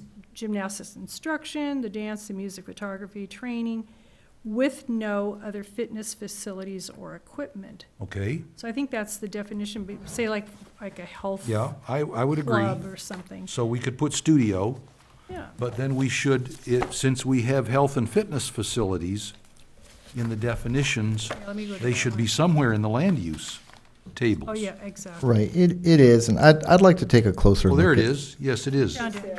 Yes. That's okay. one I'd like to take a closer look at Yeah, in this terms is for a of the bigger- impacts, because there are there's CrossFit, for example, doesn't necessarily have, Yeah, well, they have equipment, but they don't have the same, like, They might have free weights, but they don't have treadmills. maybe, Yeah. correct, or what's equipment? Is a heavy ball a piece of equipment, and Yeah. those sorts of things. So I'd really rather just take a slower, Okay, more cautious look at those uses, and as well, the assembly uses and the places of worship, kind of look at those together. Only because I see it, on, especially the studios, in regards to studios. What ancillary activities can a studio have? For instance, a lot of the the new yoga studio on Bryant Street, Corner Bryant, yeah. you know, they have a clothing line that they sell. Or I see a rack of clothes out there. Is that permissible? Those are things I think we need to actually look at too. Right. Because I'd like to see it, I don't think we want to go enforce something or put a burden on someone if it's just, you know, some shirts. Or if I'm selling mats, or if I'm selling a ball or something. But I think we need some more definition in that as to what they can and can't do, as well as do their yoga or do their weightlifting or do their cardiovascular or whatever they're doing. You walk by a hair salon and they're selling jewelry inside. Yeah, or, you know, remember where Well, the. outside and inside are two different things, and I do believe we have something in our code. I know this came up with stores if they want to put racks outside or bins and start selling Right. other things. Yeah, we have guidelines for There's guidelines. outdoor vending, or There you go. I forgot what it's called exactly. Yeah, but that's kind of what I was referring to. So I think that's what you're think it's- bringing up. I think it's just helpful if I'm coming in and wanting Yeah. to go through the proper process, and you know, someone can at least tell me, these are all the things that you can do. An ancillary use that's Yes. related to what you're doing. So that everyone's comfortable, and Yeah. again, we're removing gray, and we're not creating an environment where we want to send code enforcement out because for some reason we don't like, Right. you know, what they're selling or what they're doing. Yeah, And the stuff we've been talking about here is under the recreational, education, and public assembly uses, and then there's a separate whole set of uses under retail trade.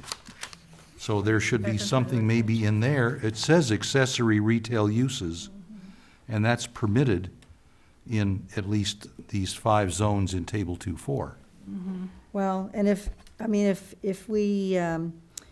we do more of a conditional use permit requirement, or even a minor use permit requirement, we have more opportunity to condition and ask for the floor plans, say, okay, you know, 10% of your area or whatever.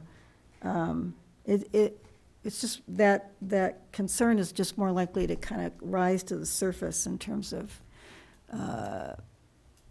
just being able to review it, asking about it and reviewing. we need to make it easy for people who are renting these spaces to stack their functions. Because the Agreed. square footage is so high, so it's rare you have a yoga studio these days. That isn't selling something? Well, not just selling, that isn't also having dances, that isn't also having massage therapists come in, that, you know, because they're stacking all these functions to be able to afford their lease. That yoga studio on, at the corner of Bryan, I think he did show on his site plan that there was a kind of a retail area. He did mention, Well, I think and inside, I didn't know if it was outside. It but was he did. inside. It was inside. inside. He did if you mention. go back to Appendix G, the definitions, the very first one is accessory retail sales. Retail sales of various products in a store or similar facility that's located within a healthcare, hotel, office, or industrial complex. I think maybe if we added studio to that, then we would eliminate a big gray area. Again, sorry. And I'm, Again, I'm going to look at that whole section, the recreation, education, I public think that assembly really uses. dwells on the and food I'm, and I'm side. speaking a little differently about not retail, not the retail aspect, just the use aspect, that even though it may be called a yoga studio, again, they're stacking functions and uses within Maybe doing that. more than yoga there, yeah. Usually, But maybe, I and think. most. So Right. when they're coming in to apply, you know, what are they applying for? Do they need to list all the uses, and then is it a community center? Because there's all these different things going on? Well, Or that's is it a yoga studio that happens to have dance? Yeah, or is it a community center where they do yoga part of the time? It usually doesn't get that confusing. I mean, usually they can say what they're going to do, but yeah, I'd like to have some clothing racks over here, and, Well, I'm not talking, again, guess- I'm not talking about clothing racks. I'm talking about actual use of the space and just making that easy. Because, again, a lot of these places are having yoga and dances at night and, you know, doing a lot of different things. Doing aerial, you know, in there, doing Pilates and yoga, doing, you know. Right, and Commissioner Powers, as long as we take a step back and look at it in terms of what the actual impacts are, the question is does it really matter if they're doing yoga and dance and whatnot, as long as the impacts on on the neighbors and on the Yeah, community yeah, yeah. aren't different. I don't think it does matter. Again, I just Right. want to make it easy for people that they don't need to claim ahead of time everything they're going to be using in that space. Correct. So they can, But put Easy enough for in them the and- definitions or wherever So it's that covered. people understand what's allowed. Correct. Easy for the customer and easy for staff as well. So the line there on page great. 6 of 14 that says studio and has a few other things, I would recommend we just say studio and then leave it to the definition in the back as to what constitutes a studio and what might go on there. Would that? As long as it's written down somewhere in the code that's relatively easy to find, and you Yeah. could even put some of this stuff where there's a specific use regulation, that right-hand column, you could put references to the definitions. I noticed, In a way, though, it's kind of helpful to have art, dance, martial arts. I mean, Comma, I don't yoga. mind that. I think I Yeah. think it Well, we might could- be kind of helpful. maybe we add yoga at least to. Yes, Yeah, totally agree with that. I do too. Add yoga. Put it in first. I mean, it's a major industry in It town. It is. You should I recognize just had it. lunch with somebody, and she said, wow, I guess Ojai is a yoga center. She couldn't believe how many yoga studios there. Yeah, There and they were. used to do that big yoga, I forgot what they called it, it was like a conference where people came from all over the country and out of the country for it too. At the yoga studio? The yoga studio. No, it's good. They do. That's actually coming because I know that barber shops and hair salons are now allowed to serve Oh, that's beer and right. wine, Glass of wine. a glass of wine, Yeah. and without any special condition use permit. Is that a state law? Mhm. yeah, that, You st- the have the to new one by Hakani. Get a state ABC permit or something, I The suppose. salon Correct. near Hakani. Yeah. Which one? There's a new salon by Hakani, and they They do ke- salon and wine. They came to us for the Yeah, they came to us. with They're- the- permitting, yeah. I wanted to ask about the next line on the table where there's pink on theater, comma, auditorium. Well, if. But I didn't see any obvious changes anywhere. And I'm wondering, since it's not a permitted activity in C1, the Ojai Playhouse was grandfathered. It was there before any of the rules were made. But it's been inactive for about 4 years now, 5 years maybe. I'm wondering, are they going to be allowed to be reopened since theater is not a permitted activity in C1? Well, part of our discussion last time was to say it should be, and we also had another theater that was right on Ojai Avenue for quite a few years. It's now an art studio. Oh, Theater 150, the original? Well, not even Theater 150. Yeah, it was the Theater original one. 150 used Yeah, to be a mortuary. but before it moved to the mortuary, it was on Ojai Avenue. Where basic premise is now. Near Giovanni's over there, next to Vicky's Pink Thrift Store.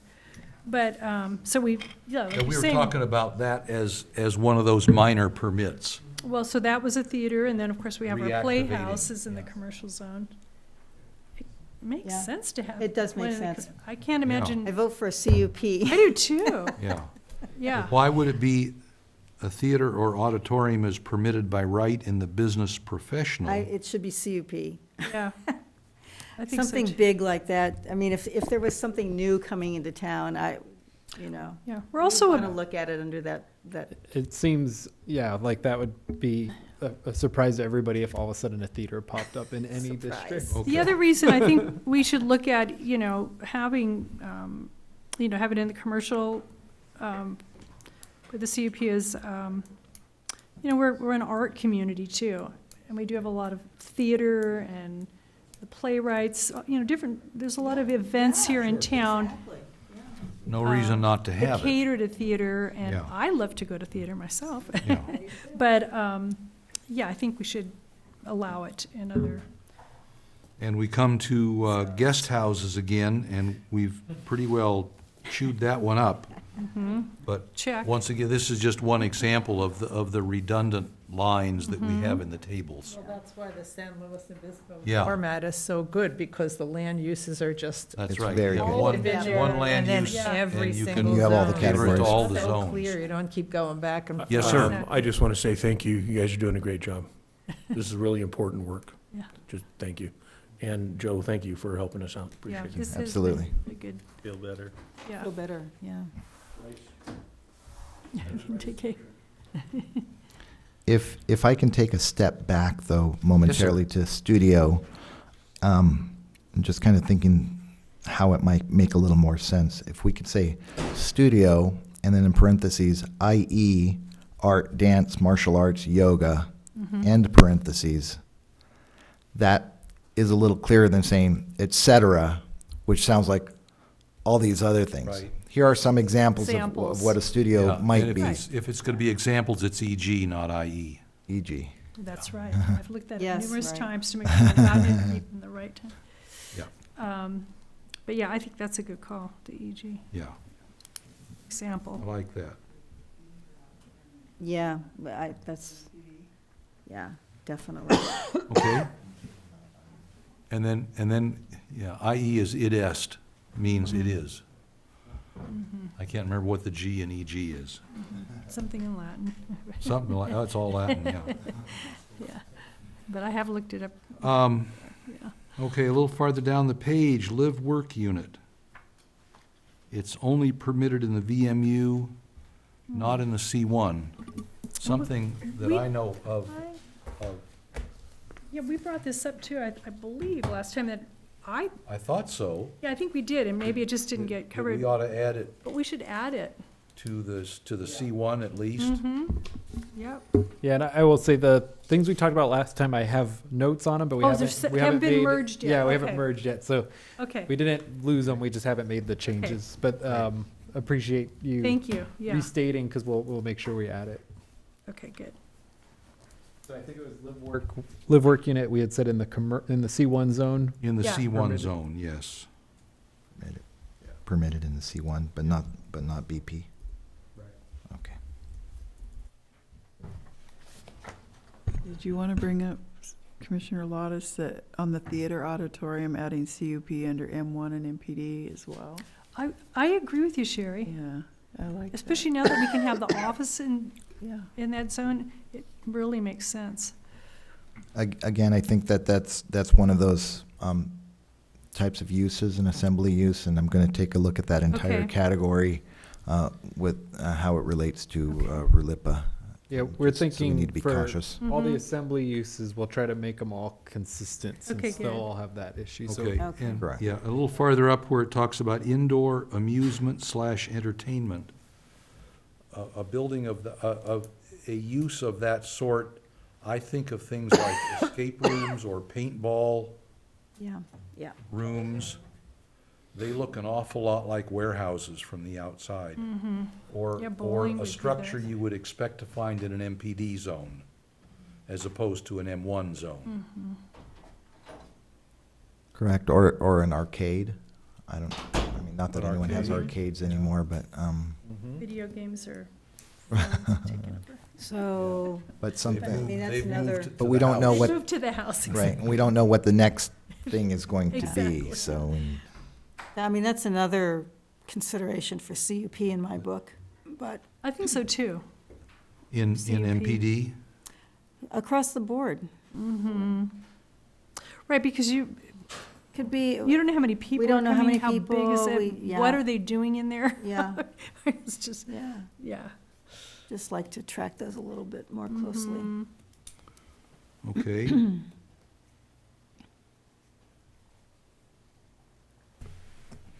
And it's, that sort of thing seems to me is pretty clearly going to be a commercial venture. And so you want Right. to keep track of it, Mm-hmm. at least for starters. Well, interesting, it says entertainment facility. I mean, what does that mean? I guess I'd have to look that up again. That could be an arcade. Could be an arcade, it could be like, it could be a theater. Anyway, I'll look it up because I'll be. Could be trampolines and a climbing wall. Yes, it That's could. right. Or is that a health facility? I don't.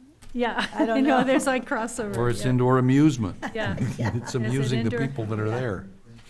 yeah. Okay, and then, Definitions here, I missed yeah, that. while you're looking that up, if we move to page 7, we've got accessory dwelling units again, and I don't remember if that's, Correct. is that called out? Okay, I got it. The only change on that is there's a footnote for accessory dwelling units. It says P and then footnote 8.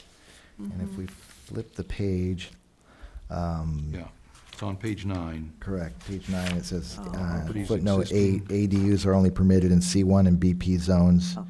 if the property's use is legal non-conforming.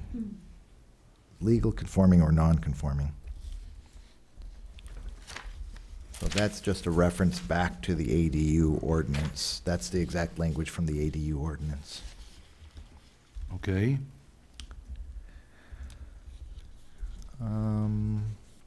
Residential, residential home care, residential care homes. the residential care home, yeah. That's one, again, where I need to do a little more research on what the state law requires, because there's 6-bed homes, 12-bed homes, 18-bed, and anything, I know for a fact that anything 6 beds or under is a single-family home, which cannot be regulated by the local government. We have group homes too, for Group troubled homes. teens.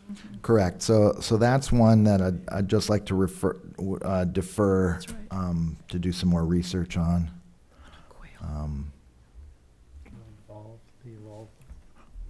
Residential care home is kind of a vague category, and I'm not sure it's consistent with state We need- law. Support, and if- transitional supportive housing. Yeah, on these various things, I know that occasionally we have a reference in the specific use regulation column. Correct. Yeah. If the use is in the state law, for example, with residential care home, I'm sure that's covered in the health and safety code or somewhere like that. Probably. It would be helpful to at least have something in there that indicates where to go look for the real deal on this particular thing. Sure, and that's a great point. There's no reason why we couldn't refer to a state regulation in that Yeah, column. it doesn't have to be extensive. It doesn't have to say, Title 24, paragraph umpty-umpty-ump, Correct. whatever, No, but but, refer to health and safety code section. yeah, Health and Safety Code 67,000, or Correct. whatever. We're talking about residential. A little farther down, we've got auto parts sales and auto sales and rentals. The word auto doesn't appear in the code, motor vehicle does. But motor vehicle, I think, is a broader category than auto. Correct. And so that to me is a policy question for the city council ultimately, but it's something that we need to consider and recommend for or against. We can put auto in the definitions. Motor vehicle is already in the definitions section. Or just clarify it. But motor vehicle could include electric bicycles, trucks, scooters, Correct. all kinds of things. RVs. And saying auto parts sales, actually, the auto parts store down there next to Ojai Beverage Company sells truck parts. Are they violating the code? Because it's not called out here. Sure. Are they selling motorcycle parts? Yeah. Right. I mean, they're the same. No, I'm saying Just say the vehicle. termination, Terminology, the terminology is wrong here. It should say motor vehicle. rather If, than. if in fact it's the council's intent Right, that motor vehicle sales and rental, as opposed to auto sales and rental, Yep. is what they want to allow. yeah.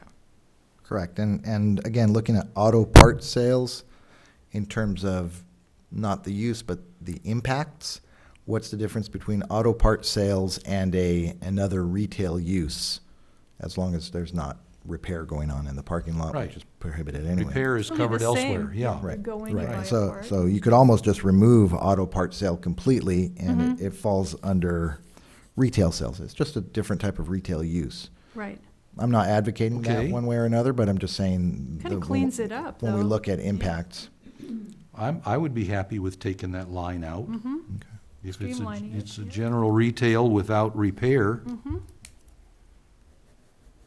Okay. And then the one question I did have on sales and rental, it says specifically new vehicles. Again, that's a policy question. Are used, we don't want any used car lots in town? Sounds that's how I, like that. that's how I read it. That's how I read it. Although sometimes even a new car lot will have some used cars. Absolutely. Yeah. So, Right. and in all likelihood, we won't get a new vehicle lot, but someone might want to put in a used vehicle lot. We've had a couple in and- town in the past. And are those, is there a problem with that? Permissible, right. You know, is there a problem if you regulate the impacts?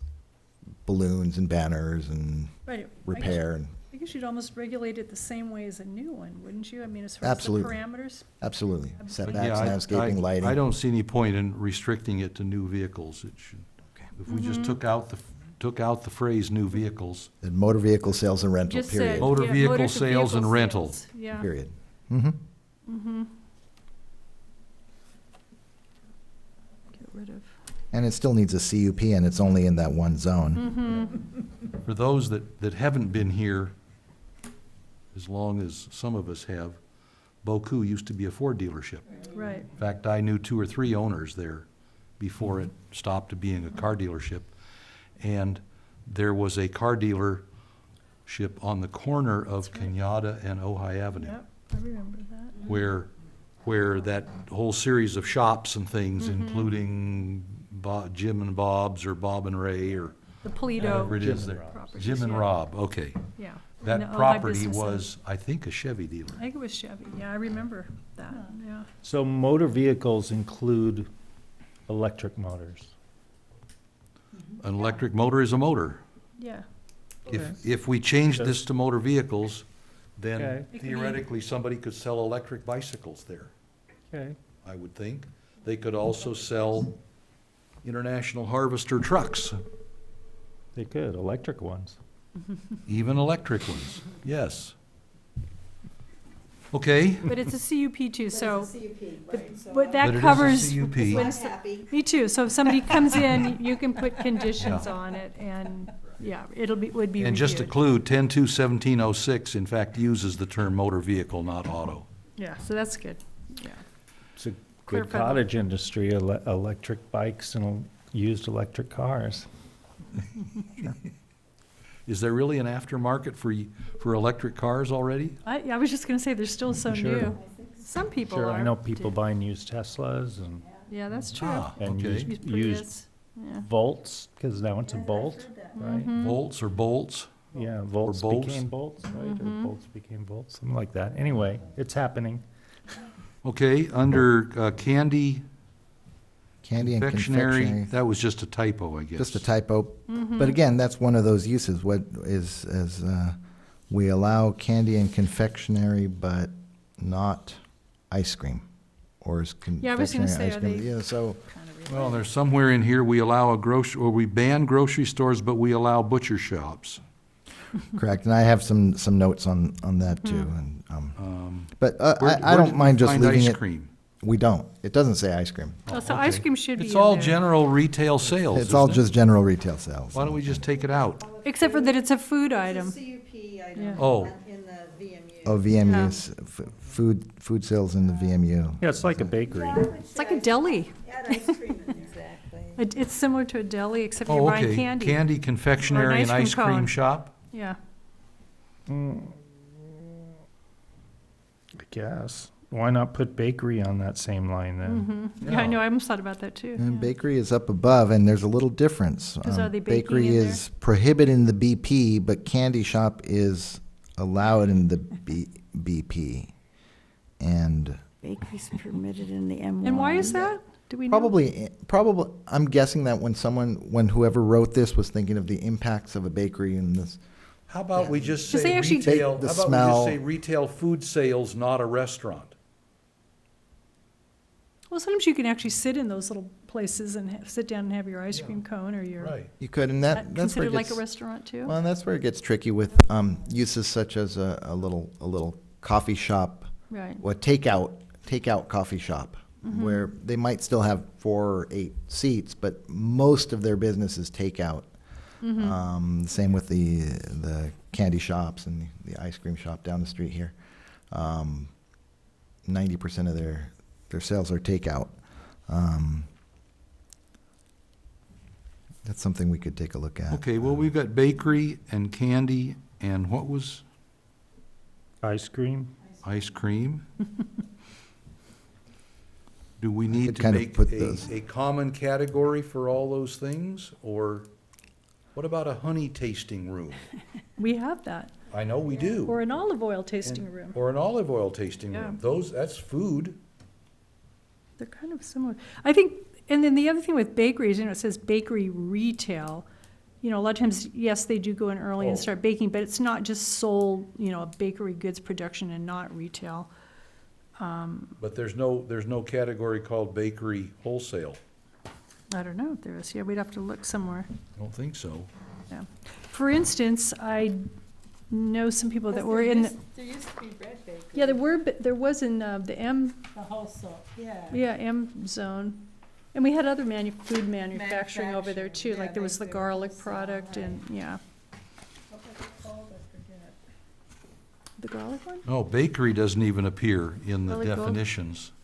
The first B is banks, Oh, good, food and food and beverages. Page 9. Then I would submit, if we have food and beverages in the definitions, we should have food and beverage, that's food and beverage manufacturing. Right, so that's where a bakery wholesale falls in, because that's where you're actually, Okay, producing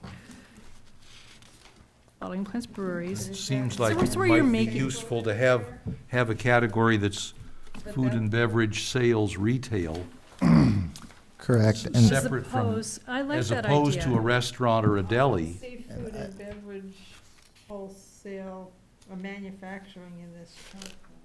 Is it missing from the chart? It could be, because there was a couple other items we found were missing. In Yes, it is not here. in Food and beverage manufacturing, food and beverage manufacturing is not in the table. It's only defined.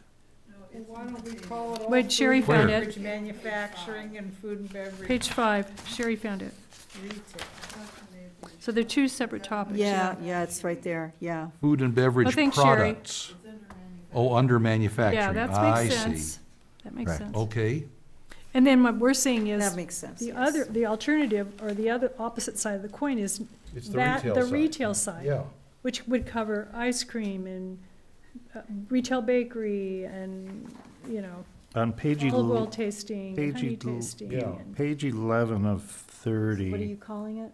Retail? Where's the manufacturing, food and but if we call it food and beverage, then we want to still differentiate it from alcohol, Well, there's food and Yeah. beverage and we want to manufacturing. differentiate it from That's what we're saying. restaurants, It's, cafes, and well, delis. it's Right. here. Here's where it is. correct. And I- Retail, food and beverage. Here it is, Well, right here. Bobby. I mean, if restaurant is listed. Retail food and beverage by itself seems like a super category Yeah, that it's might under include Too much. restaurants and delis and cafes. Well, except there's restaurants that are specifically called out, and Yeah. alcoholic beverages Mm. are specifically called out. Where is that? This is so confusing. So it's kind of like, mm-hmm, That's why we need to Yeah. rewrite this. This is too confusing. general retail, there's bakeries listed, Land but uses nothing all else. over the place. yeah, I love that sound of spice. Page 11?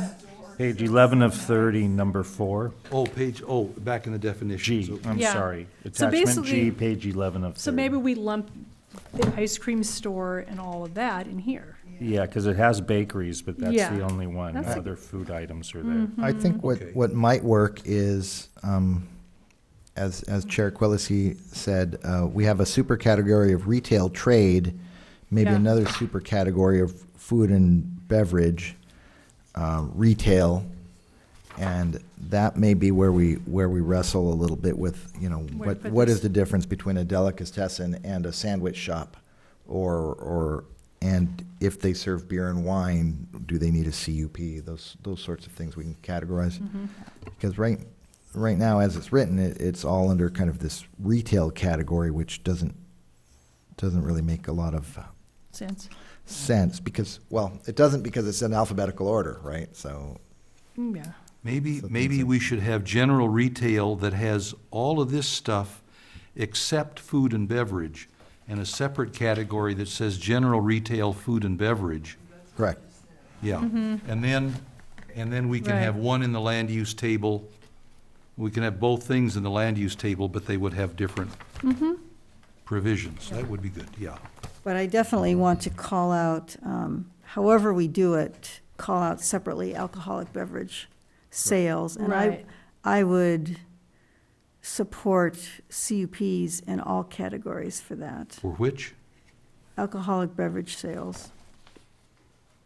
I mean, however we want to say it, I was looking at. Well, right now, for example, would you say that Vaughn's and Westridge Market have to get a CUP? Well, they're already there. They're existing. I agree, but in principle, should Well, I they have had to get a CUP? If they were new, yeah. I mean, what I'm thinking of is the wineries and the breweries need a CUP. That's what I mean, I don't think any of those tasting rooms should be coming in without a CUP review. Wineries or breweries, any of them, Right. all of them should We say be. alcoholic beverage on-site consumption. That's what Should- that's what that means, sales, comma, on-site. So that is actually for on-site distinguishes the consumption. bonds On-site and the, consumption, clarify that by putting That's on-site. not on-site Ah, consumption. so. okay. Correct, and, But there is no separate thing for alcoholic beverages, alcohol beverage sales off-site. well, we have convenience and liquor stores, but those are permitted. And that should be a CUP as well. Right, and that, I mean, I- really, you know, we have a gazillion do we? outlets for alcoholic beverages. And to have more coming in, I think that they need to be reviewed. We need to be looking at how many we have, how far they are apart, what, are they combined with a restaurant? Are they just by themselves? Are we going to have, 20 tasting rooms? Well, if it's part, if it's I'd like part to of a make a restaurant, comment it about that. falls into a Yes. different That category. Commissioner Powers made a request that we look at limiting types of businesses, and that our current mayor said fairly close to this, it's too complicated, we're not going to look at that. Do you remember that? That was his comment to you. Well, when you, I'm personally when not comfortable Commissioner, with saying that we're And gonna I put a concur that we numerical should limit. definitely look at that. No, I'm I not think saying it's we really don't- important that we we haven't look done at that. it. We're not doing a numerical limit, but, and I understand that, even though that wouldn't be my preference, but. Your point is that there's But Commissioner 50 Powers presented licenses. data. Right. Ojai has by far more alcoholic outlets than anybody around. And, And- know, And I'd like to say that the ABC has a constraint on that based on the population of the town. And I believe when we got our permit many years ago, there were supposed to be something like 8, and we were already number 33. And that was in 2010. right, and when the community requires a CUP, that does trigger some additional review by the ABC, I believe. And, I mean, a I don't know. CUP Is is that- not a bad thing. It can be, it's just a level of review. It's a cost of doing business. And when the town is being inundated by one kind of use that's serving tourists primarily, I just think that we should be thinking about that and when. I will say looking at our that CUP in the C1 zone. almost everywhere you go now, Yeah, I know, that's. Retail is basically food with the emphasis on alcohol Right. everywhere. Big city, little town, Right. that's all that's going into the retail zones. I know. And, It's absolutely You know, correct. It's a And that's- trend, yeah. And that's, Yes. that's At least for now. much more of a policy question than. Exactly, it's a than policy question, for sure. This, and, Yeah. But you know, and we That's can why back we it. put it out there. And depending on where the commission and subsequently the council wants to go, we can back that up with statistics. We can work with ABC and with the police department and Well, find out where the The problems are. if ABC there's- general rules say that we should have 6 outlets in this city, and we have Exceeded that. 53. The ABC is not following its own rules. No, No, the well, way they're it not- works they is make, the- they make you fill out a form to explain why Right. the town needs your particular take on it. Correct. Whether It's your a- hours are different or whatever it is. Correct. And so it's called just a PC formality. PCN, a public convenience and necessity, and the city could approve as many as they want. Yes. The ABC has their guidelines and their limitations, but everyone we approve, or the city approves over and above that 8 or 9 or whatever, a PCN letter needs to be issued, a public convenience and necessity, or findings made in the approval. But each outlet still needs the ABC license Absolutely, notwithstanding. notwithstanding, Yes, absolutely. So the absolutely. ABC is just, they just recommend that there's one license per 1,000 people in the population. It's based on consensus. And the way most cities regulate numbers, like San Luis Obispo, is if there's a lot of DUIs, a lot of crimes, so they stopped issuing alcohol licenses in SLO because there were a lot of college students and there were college kids, DUIs yeah. and things going on, so the Right. city put a kibosh on them. We don't have We don't we have don't that. have We don't that. have the statistics to. We don't have the stats justify to that, to yeah. justify it. So it really comes down to the definition of the culture in our general plan that we want to create. And that's Well, a it may whole be- nother Yeah, conversation. I agree, and it may be a policy question that is much more appropriately discussed with the general plan. Yeah. Because I look at it in terms of working toward a healthy diversity of uses in the downtown and not letting something just dominate because of a current market demand that may very well change in the future and leave the city just kind of hanging. And I said it before, but I just think, yeah, we need to be thinking about a balance between resident serving and tourist serving. And I keep think that that's a in great mind. point. And one example that I always like to give is there was a city in Los Angeles in San Gabriel Valley, and they had a small downtown, and it became known for bridal shops, and the entire downtown was bridal shops, and they were busy, but the city didn't want. They wanted this diversity, so they actually had a moratorium on bridal shops at that time. I don't recall what city it was, and it sounds a little silly, but when yeah, you it's look the at it same in terms thing. of diversity of uses, of land uses, and what the image and who you're serving,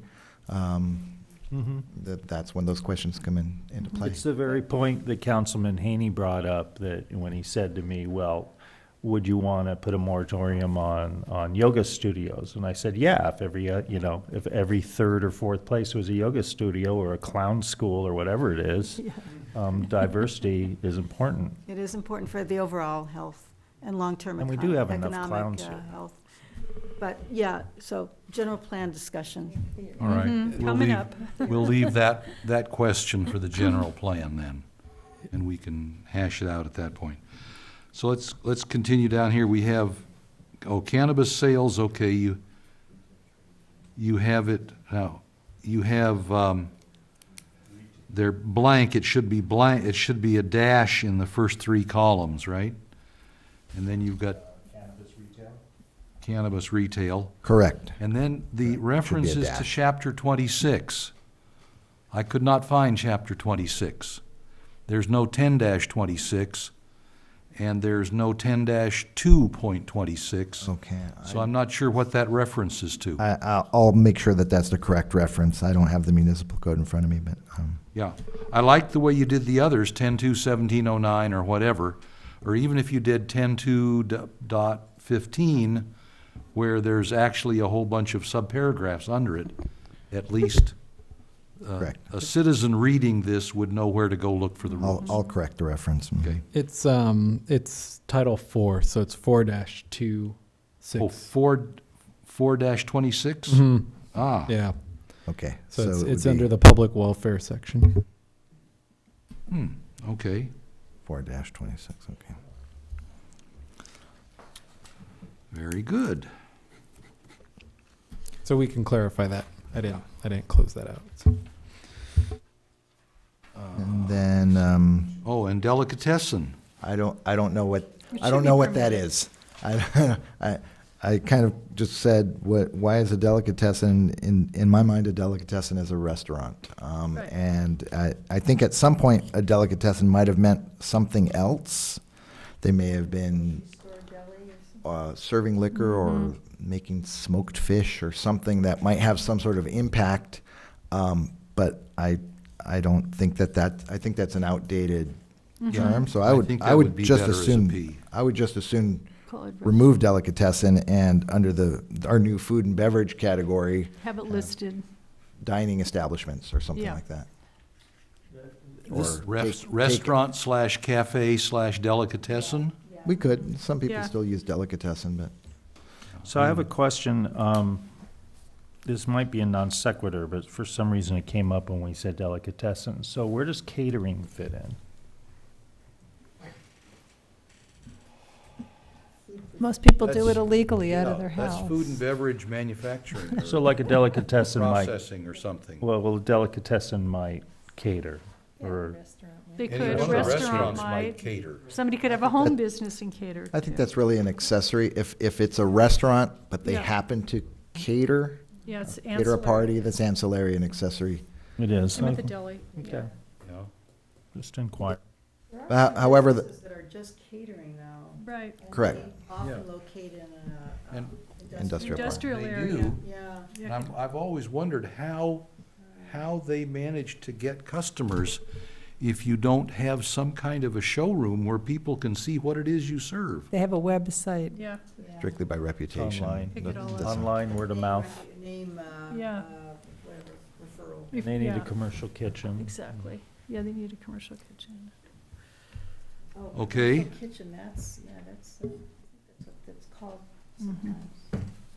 So where did we go with, we were gonna take delicatessen out or leave it Yep. P across the board and, Yep. and I could, combine it I with can find a restaurant and place, cafe? I can find a place which under, is on the on- next under page? our new food and beverage, super category. Okay. Over to page 8. Oh, wait a minute, Oh. okay. Oh, good. Drive-in and drive-through sales, I don't know why that wouldn't be a CUP. I mean, those drive-throughs have, I would think so too. they have like a voice box that can be loud and They also have, bother neighbors. the and cars are idling. Stacking. you know, that was a big, Does a drive-up ATM fall in that category? No, because there was, somewhere there was ATMs. does that fall under banks or? Well, it would be banks and financial services. I think a CUP also, you know, I'm just thinking, I happened to attend the MAC meeting for, there was a coffee shop on the 33 in the Miramani area that Yeah, got bought they're out. converting the coffee to bean to a Starbucks. Starbucks. But I Oh, happened to the be at the full MAC beans, that right. night, and I just remember all the people showing up, and the big issues were the hours, Yeah. the sound, Yeah. the headlights, the, you know, the idling, I mean, Right. ingress, egress. Right. It was a big It's deal. a big deal. I agree with the It can be a CUP. big deal. Let me Yeah. just say that. Not to mention there was a commercial kitchen there in a separate building that is, you know, a lot of people use, and it's one of the few that was available. He had one there? You did, that's how they did all their baked goods out of there. Oh, yeah, It was really fancy. yeah. Yeah. Oh, you have his next Oh, there you go. Oh, good. Okay, good. Yeah, and he wanted to sell, by the way. Everybody thought he didn't, but he wanted to sell. So it's not I know. allowed in any of the zones. But anyway, Except, Just put a slash there on, Well, M1 it is who would do a allowed. drive-through in M1? What would you? Well, I guess It doesn't. that's also a policy It doesn't make question. any sense it to doesn't me really that make it's. sense, It yeah. doesn't make It- sense. I mean, I was just going I'm not by what opposed was to there. drive-through stuff, Yeah. but in Isn't the it more- M1, it doesn't make sense. It's Isn't it prohibited more everywhere commercial? else. Maybe a slash. Would it be in commercial more? I'm just, you know what else I was just gonna say? Well, maybe this is too premature, but at least when the general plan comes, you know, if we're talking about climate action, we're talking about reducing our greenhouse gas emissions. Why would we even Why would we even want have- that? We wouldn't even wanna have I- a drive up anything. I agree. Okay, out, just take Yeah. it out. Yeah, I mean, that's Ray, our recommendation, your or thought? your thought on that? Is it only drive-through? I do use that, do use my bank and drive-through. But to call, I didn't just prohibit, yeah.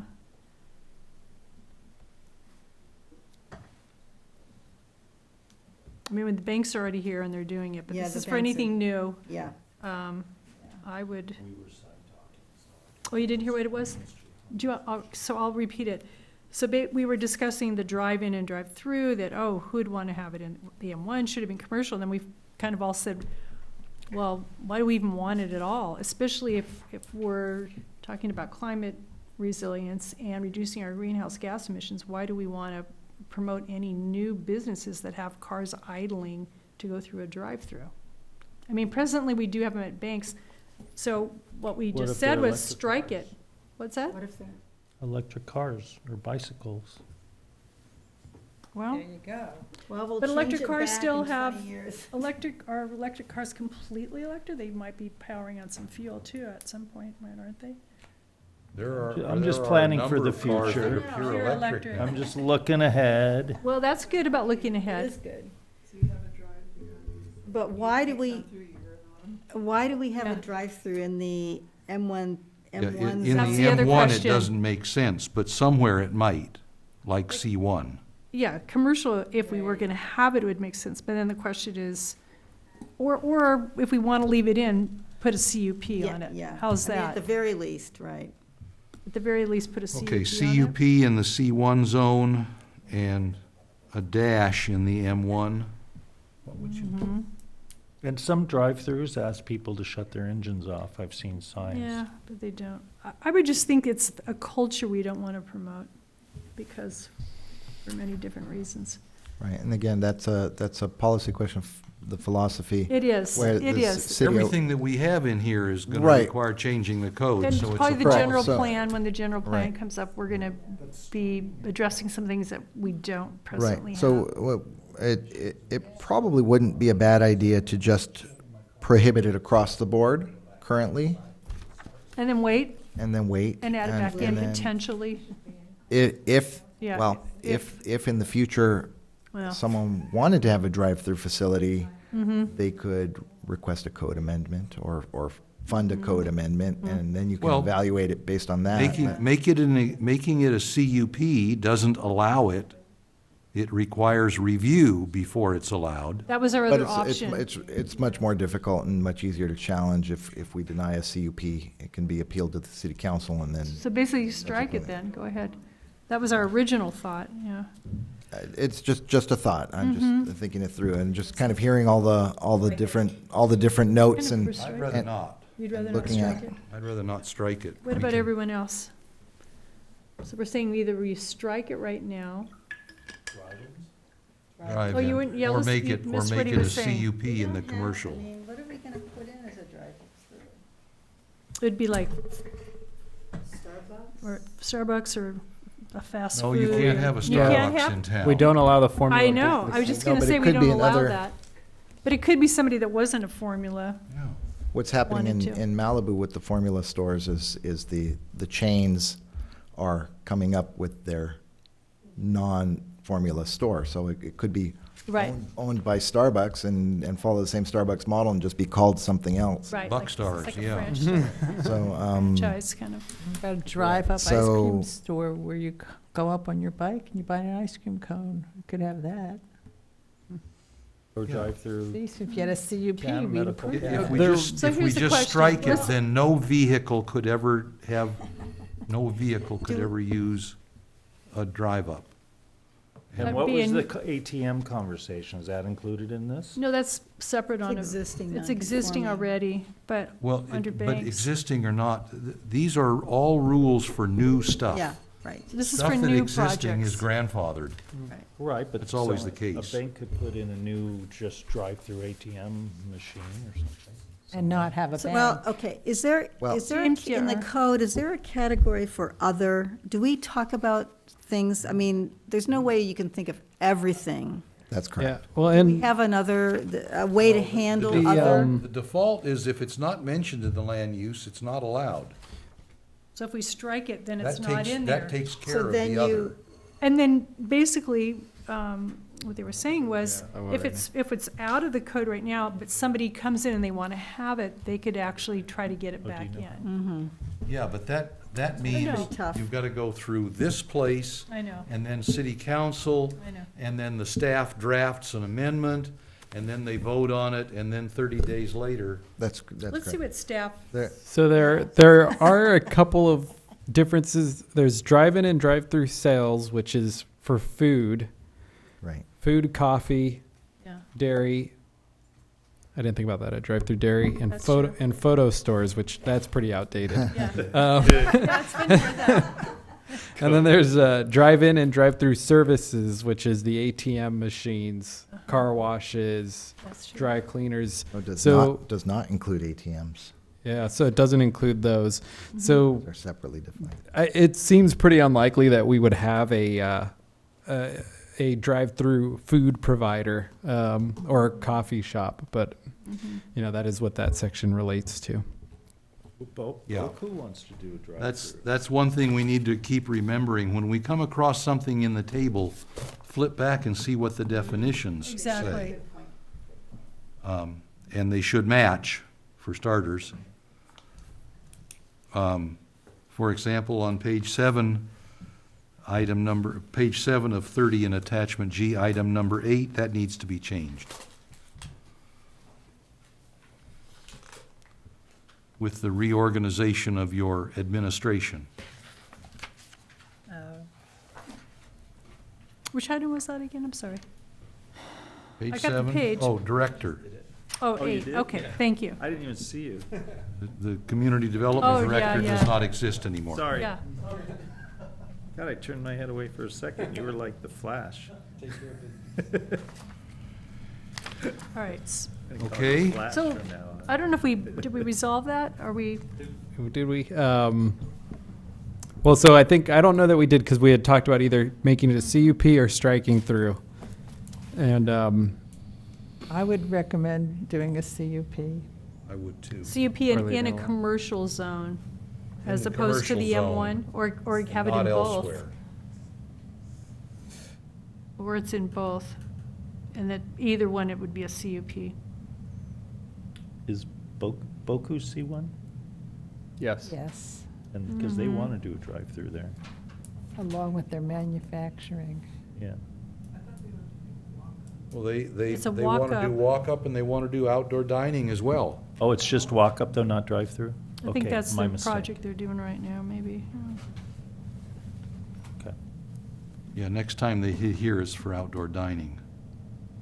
what are they gonna serve? Boku Superfood. Superfood. Well, you're charging your Tesla. It's a strategy. It is. So do we need to vote to get the sense of the commission on this one? Drive-through and drive-through sales, which is food and beverages by the definition. Should we do a CUP in C1 or should we strike it completely? CUP. I'd vote three CUPs so far. Yeah, But you had a comment earlier that there may be a disadvantage to that, and I'm not sure that did I understand that correctly? Me or Joe? Joe? Oh, No, okay. I just think it's very difficult to deny a CUP. Yeah, that's Um, what you were now, saying. I don't know how it works here in Moore Park. My Mhm. experience has been, if someone comes in with the application, and it's complete and it meets all the standards, Then- we can add conditions of approval, being very careful not to add so many conditions of approval that Mhm. it can't be built. You effectively That you effectively ban it. unapproved, yeah. So, the city just needs to consider whether this particular land use or any land use is one that we really want. Right. That's why you were so- saying it may be better just strike it. Strike it. The likelihood is Well, no one would ever go through the effort to come in with a code. Almost, yeah, with almost a- certainly nobody would ever go to the effort of trying to get the code Yeah, changed. Right, correct. They would come to the counter and ask if drive-throughs are allowed, and we would say, no, they're prohibited, because we'd look at our Right here. code and it's struck out everywhere. Mhm. And they would go away. I can't imagine a No, no business one going would. through that effort. And so the question is it the city's intent to ban drive-throughs? Correct. And then I guess that's the question that I'm asking Well, the We commission. would just make our, as a It's a recommendation. as a commission, we would just make our collective judgment and come up with a recommendation. Yeah. I mean, we could So- even put down, at this point, we could say, really, there's two options. The one where we strike it, and the other one would be that we would put a CUP on those two, and then it goes to staff and council, and they can look at it further too. Maybe we'd get a little more feedback as to whether, in fact, they want to allow a drive-in or promote it or in the future or not. How about we Is do that it this fair, way? to do We, both? we make a note somewhere along, Mhm. make a note 9, and say this was recommended 3-2 by the planning commission, with strong feelings on both sides. Yeah, we can call out some of the Okay. bigger questions. Mhm. Yeah, Yeah. I'm not, yeah, I'm kind of up in the air at this point. I mean, anyway. Me too. I Yeah. can see both sides I can see of both it. sides of I it, can, yeah. Yeah. Like, I have more questions. And in the future, maybe Yeah. everything will be quiet and Yeah. there would be no possible impacts and it would be great. Correct. Mhm. I'll just, On your I'll just Bike and your. let the commission know how we handled it in the city I worked in before. Again, that's my point of reference, was more suburban. Yeah. Los Angeles Avenue going through, which is where the only place we allowed condition, or drive-throughs with a conditional use permit. But then on top of that, we had very specific standards for drive-throughs in terms of stacking and Right. and whatnot. That's the other I issue, don't too, know yeah. if there's a site actually big enough to Yeah. handle a drive-through I know. with And that's with part of the appropriate issue, too. stacking, Like because How you much don't. of the east A lot end of it's- eventually becomes Right. C1, yeah. A lot of this is self-limiting too. Mm-hmm.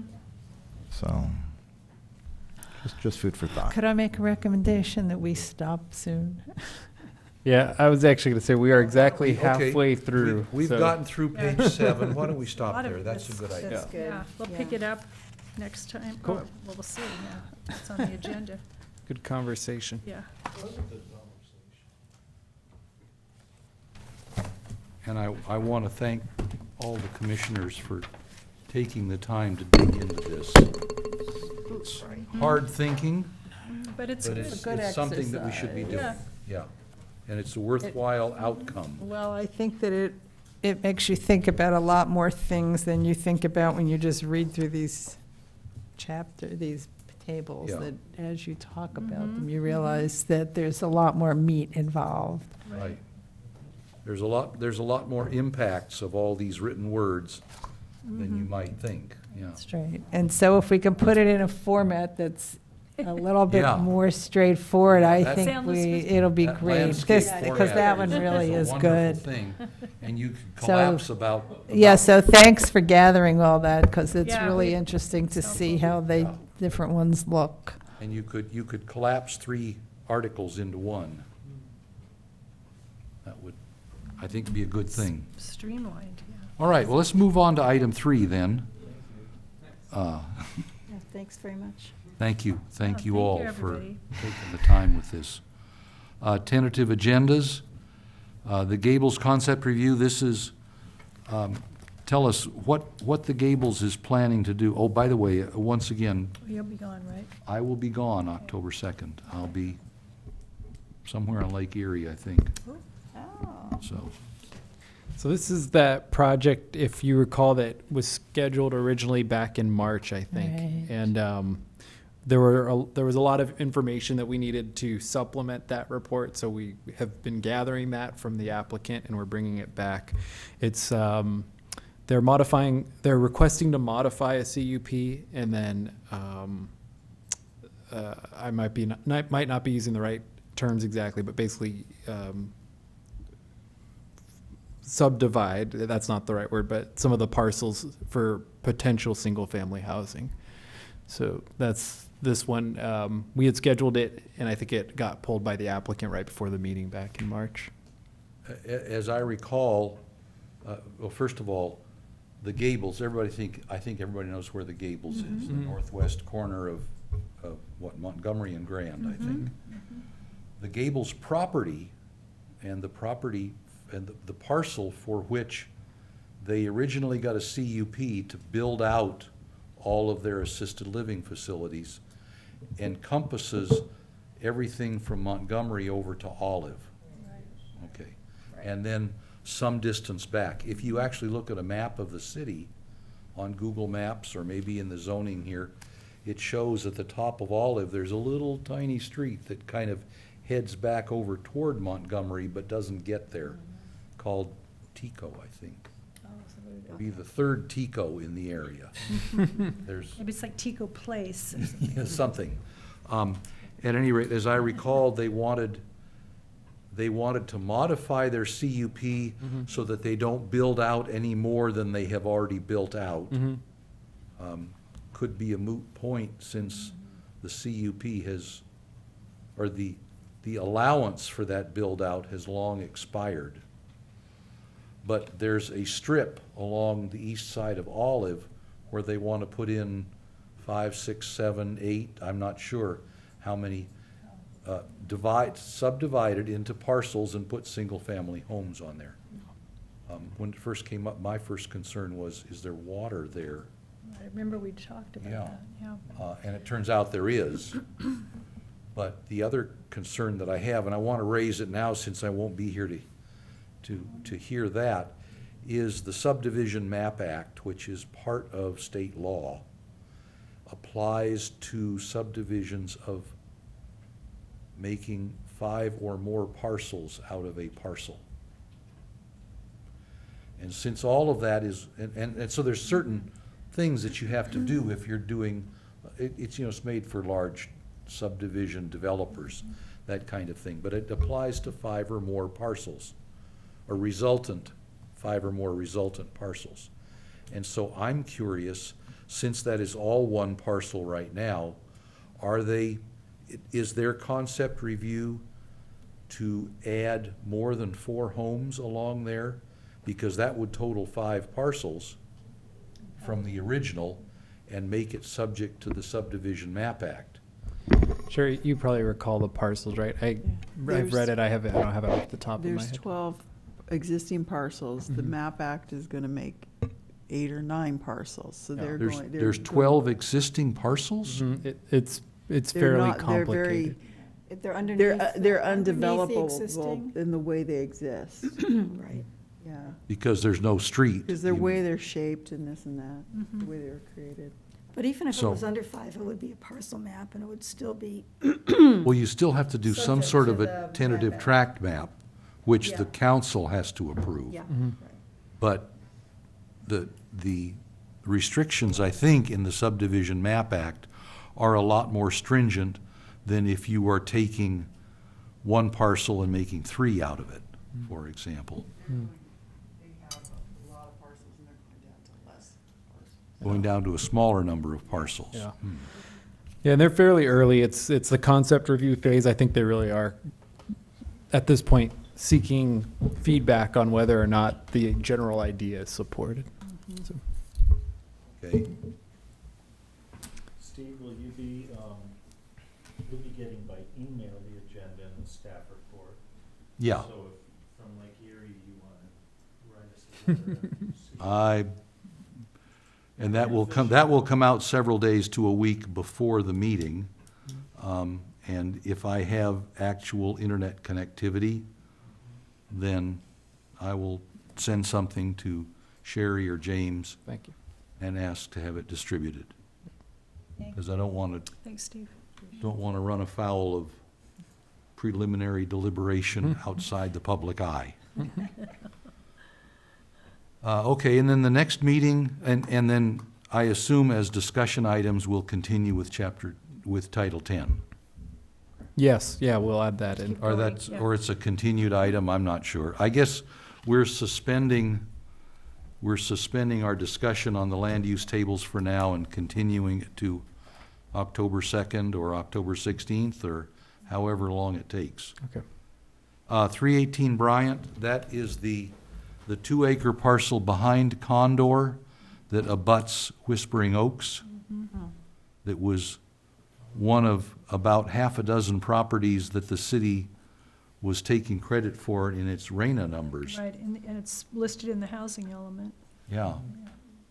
So if that, and that's a DRP, so if the answer here is yes on the 16th, the DRPs are only appealable to city council if they're rejected, I believe, is that right? If they're approved. If they're approved, then they're approved. But they can be appealed by the community. The community could go to city council and Yeah. appeal it. Okay. So they're still appealable, all right. But if it's appealed and goes through, I'm sorry, if it's approved and goes through, then That gets removed, then we're gonna have to change the housing element. which we'll have to do at some point soon anyway. Yeah. Yeah, 2021, we got to do Yeah. our update. Okay, looks like you're still waiting to see if we can do something with the World University down there in future hearing items. Yeah, that one, 107 North Ventura. yeah, I'm actually glad you mentioned that. I'll look into that because I actually thought it was about ready to move forward, so I'll follow up on that. Oh, is it? Okay, okay. Okay, got it. Okay. Any other questions by commissioners about that, or? Well, for the future planning, I see the SLRI still on there. Mhm. Are we revisiting that? Well, it's been on here since we had the presentation, because Yeah. we said we're going to come back. We had the presentation, it wasn't clear to me what we were going to do I with it. feel like, I don't know if we should take it off, or, Was he supposed to come back with something? well, we thought about it, but there's a lot of things we have to work on. So I don't know if we want to just keep it on there and keep until we're ready to do something. I would. Are you okay with, staff, that we do that? Okay, so maybe we just leave it and we will, I'll leave it on. Okay. yeah. Is that what you meant, Ray? Or take it off? No, I was just, no, I wasn't making any recommendation. Oh, I'm sorry, was I just misunderstood you. wanting a brief discussion about it. Okay, so do you agree that we keep it You on? can leave it on there, there's no harm in doing that. Okay, so no harm, okay, good. Okay, on the next page, I'm just looking to, where it's items pending city council, down here in landscape standards, it says last September, city council asked for more information.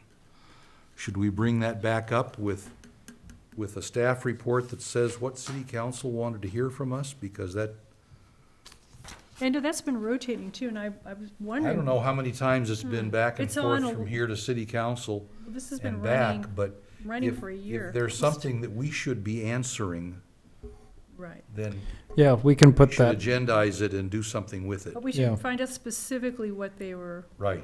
Yeah. looking for. we can do that. The other thing, just quickly, hedges, fences, walls is actually coming back to council on this coming Tuesday, yeah, the 24th. And then design guidelines is ready to go, and so we've tentatively scheduled it for the first meeting in October. But since it wasn't time sensitive, it kind of keeps getting bumped when the agendas fill I'm sorry, up. the hedges, fence, and walls is 924, not 910? Right. Okay. Yeah, that's a typo. I have another question for Commissioner Nolan regarding is it Tree USA? The Tree City USA? Tree City USA, is that a policy thing or something we talk about here, make a recommendation to? I'm going back a page to future planning commission hearing back items here. and whether that's a lower hanging fruit Oh, than it's the not on SLRI. here. It's- Yeah, if that's a lower hanging fruit than SLRI to have a conversation about. And I'm asking you because you've been I was Is involved- Tree with City that. part of SLRI? No. No. Oh, okay. Well, I'm not sure, well, I'll just give you a quick, brief history of what it was and I believe where it's at. City Council, I'd have to go back and remember exactly what year, but it was quite a few years ago. Probably, it could have been 8 years ago, now that I'm thinking about 10 years ago. Asked, why isn't the city of Ojai a Tree City USA? Tom Bostrom and myself, as representatives of the tree committee, were here giving a presentation and then asked us to come to the podium, and we said, well, sure, we could be one, but there's certain criteria that has to be met. You have to have a management or a master plan. You have to put on an Arbor Day celebration every year with the community, and then you need to allot a certain percentage of funds to go to tree planting for the community forest every year. So the city. What's this thing? I see signs around town, Well, that's- Ojai Trees. Well, that's a different thing, but That's a that's a nonprofit. But if you look at, when you're driving into Ojai, like right before you get to Villanova, you'll see a sign, the city limit sign, and it says Tree City USA. So basically, the city council approved, they said we want to do it. So the tree committee said, yes, we will work with staff, our planning director at the time, and make that happen. So we actually wrote the community forest management plan, which city council adopted. We also, with the city of Ojai, got a declaration for Arbor Day, which I want to say it's, don't quote me, I think it's like March, but sometime in the first week of March. We could go back and look. And then we actually did the whole formal Tree City USA presentation with the community, got it certified. And we also set up with the Public Works Department a tree planting program. Anyway, the city was doing it, and I'm not sure what happened, but apparently, I believe it was supposed to get renewed at some point. I don't know if it just fell through the cracks or someone didn't know about it, and there was an aha a couple of years ago of like, oh, we never renewed. Katrina was the main drive. Katrina was, yeah, so anyway, so quite a few years, and then Ojai Trees, the nonprofit, was developed outside of the tree committee as a mechanism to work with the city initially for getting grants and funding and to actually get volunteers to help plant the trees that are part of the Tree City USA requirement. So anyway, you're asking, It's one of the conversations I would like to see revitalized because, Right. and in this case, there's a sign coming into the city. and the sign is still and- up, And the right. sign's up, And we have a community forest management plan. yeah. So I know I brought it up with our public works director. I'm not sure what the steps would be, but that's kind of the background. And it feels like it fits hand Yeah. in glove with the declaration of climate emergency that was just Exactly. made. Yeah, And it we is. were already on board with it. So Right. to revisit Council has it, passed that, yeah. Yeah. to revisit, So, to revisit the Tree City USA. I want to say, I that know a- we wrote the community forest management plan. I think it was like, it got adopted in, I want to say about 2009. It's probably on the city website or in the front page of the document. So this all started probably 2008-ish, 2007, 2008. Yeah, so my council. inquiry, is that a conversation for us to discuss, or is it a policy? Well, that's what I for was the city referring to to discuss? staff, to James to Oh, okay. maybe guide us on how, if we wanted to move forward, how would we do that? Yeah. Yeah, if we want to Yeah. get back in compliance with Tree City USA requirements, how do we go about that? Yeah, I think that we can, I'm fairly positive that council would support that request too. So I think the way I can kind of kickstart it is ask someone from our staff to put together a report with the requirements and what we would need to do. We can bring that to planning Could commission review it, for a yeah. recommendation. Well, we have a head start. We have the We already community have force. everything, yeah, and Okay, our last Arbor awesome. Day was 2011. We had it in 2009, 10, and 11. Yeah, Wow. officially, we Wow. had all those done. We did it in Oh, here it is. wonderful ceremonies. It's on the third Oh, we page. missed the page, okay. Revisit tree ordinance / Tree City USA Yeah, status. so the tree ordinance is one thing, but it's related to a certain degree. Yeah. And the Tree City USA status is, Yeah, yeah, so- I generally just Okay. discussed there. So, yeah, So that's what we should do. yeah, are we all in agreement? Mm-hmm. I am. I am. I think so. Yeah, it's a good thing. And that's a conversation that might get defaulted to the new mobilization committee Well, it that's doesn't- being formed, but. It might, but it may not, because we're it may we're not. essentially, like Sherry said, we're pretty much set up. It's just we Yeah. have to We have all reinitiate it and probably reapply. The city's already taken credit for meeting the requirements. We should just make sure that it still is, And that we continue to do it. or Got fix it if it isn't. Yeah. Got it. So it's not a Yeah, new. so that will be the Arbor Day Not a new celebration objective. annually, and then a certain percent of trees based on a certain dollar amount Yes. planted. But All right. it's all good, yeah. Let's go to tab 4, and Commissioner Corbin. The city council meeting of City last week. council meeting, well, there was a extensive presentation by the county ag commissioner on industrial hemp production. We talked at length about the product, the use, price per acre, permitting fees, concerns. And how much money the county would make in taxes. Yes, well, that was blurred over a little bit. And that was followed up, there was a lot of public comment about all sorts of things, like pesticide and hemp, and how we should rethink perhaps the growing of hemp, because the main concern is odor, different times of the year, and yet it can't use any pesticide, which is a good thing, and that it has rejuvenatory powers for the soil, which I don't know a whole lot about. And regenerative, it's a nitrogen fixer, and Kathy knows a lot about that. yeah.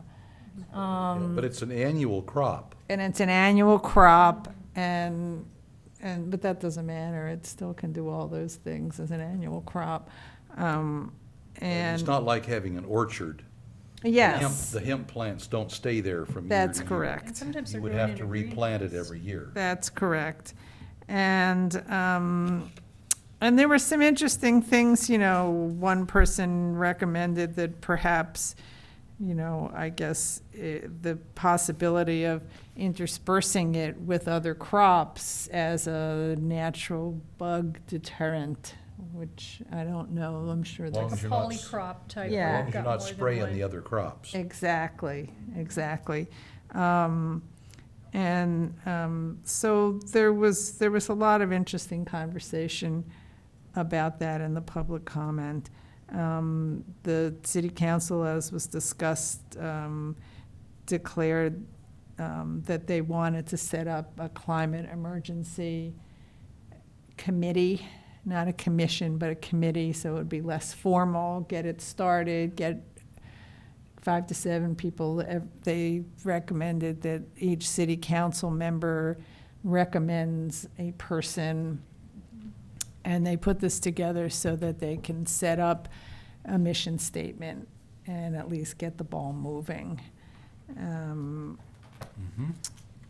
And then there was one interesting comment that came up in the public comment about this, and it's something that I've felt strongly about for many years, having done a business in town, and it talked about how the festivals that we have now set the wrong tone. That it's all about generating money and driving, which is anti-everything that we believe in. And if you think about that, that's actually true. What happens is that there are these festivals now in every city, and there are vendors who go to every single one. So they don't really have anything to do with the town per se, or the way the festival might have gotten started. They're just selling $5 bags of popcorn and all sorts of junk. Like Art in the Park. Yes, and what the Lavender Festival turned into, and what absolutely everything, I mean, even the music festival now, they're bringing stuff that's there. These festivals actually are not great for the vendors in the city, because we used to joke that we wanted to close on Ojai Day because the people who came into town were not our customers, and that the people who lived in town wouldn't even go into town because it was too unpleasant.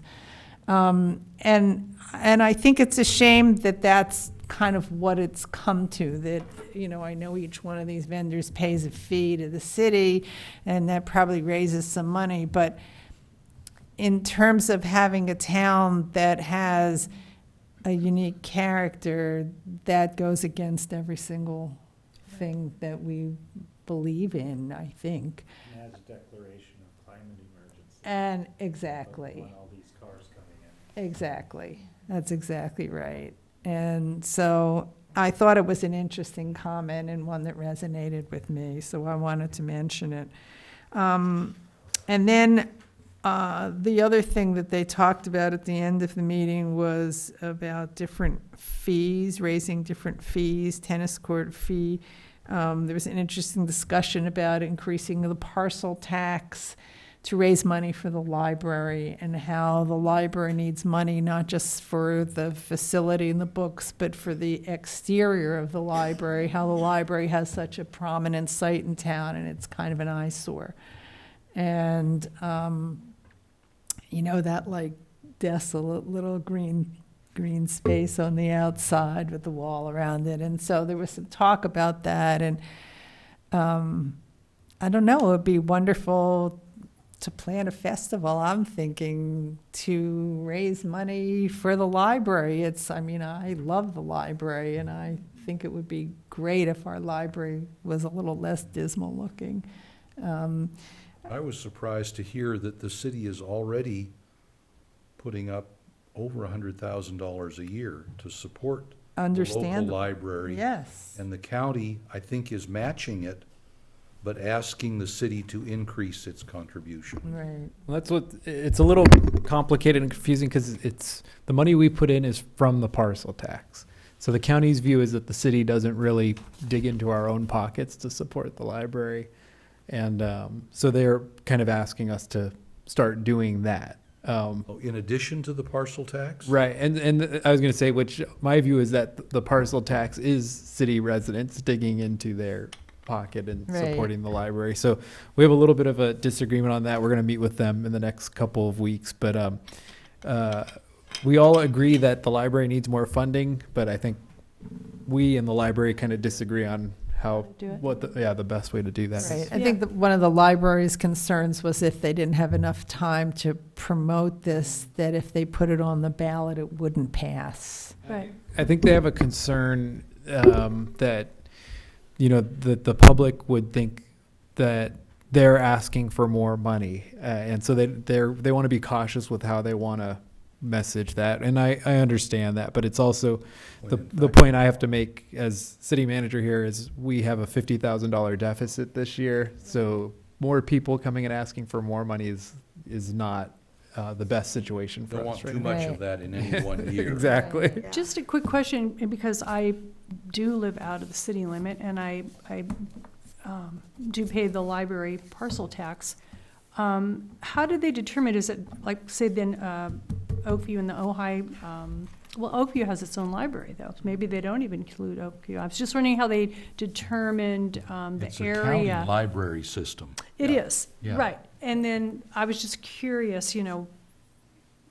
where the boundaries are for the funds that are going to the Ojai Library. My understanding of it, and this, we're gonna meet with them to make sure we're all on the same page, is that the city residents, parcel tax goes to the city, the library that's in Ojai, and that the Oakview and the Miners Oaks are funded separately, I think through a parcel tax on the county residents. Okay, yeah, because I know mine says Ojai. Yeah. And- And then would the Libraries. unincorporated area money just go to Ventura Library? Well, I am There's a Miners Oaks and there's two in the county, I think Miners Oaks and Oakview. But say people who live like, where Kathy lives, Mhm. or in the Arbolata, I Yeah. mean, it should go to the nearest library to them, I would think. But it's one of the gray areas with the way the town is. Yeah, and I think they just have it set up by Ventura County was my understanding. Right. But So you might talk to them about that Yeah. too, because those people here Yeah. are using this library. well, and that was exactly one of our points is, Right. the one in Ojai services the Ojai Valley, Right. and It's more than the Ojai sphere of Mhm. influence. for Yeah. that matter. Exactly. yeah, and so we Or Ojai would come to the Ojai. we always library. want to be cautious about, the city supporting, more than it community. should. Yeah. Right. So Right. those are all parts of our conversation. Yeah, but I just remember voting on it as a property owner in the unincorporated area for the tax years ago, the library Right. tax. So. So I wonder where your library I tax think it said, does I'm gonna go go. back and look, but I thought it said Ojai Library on my tax. I'll go back and look just because I'll be having to Yeah, pay it interesting, soon. right. So, yeah, I'll look. And then the other discussion was about the fees for those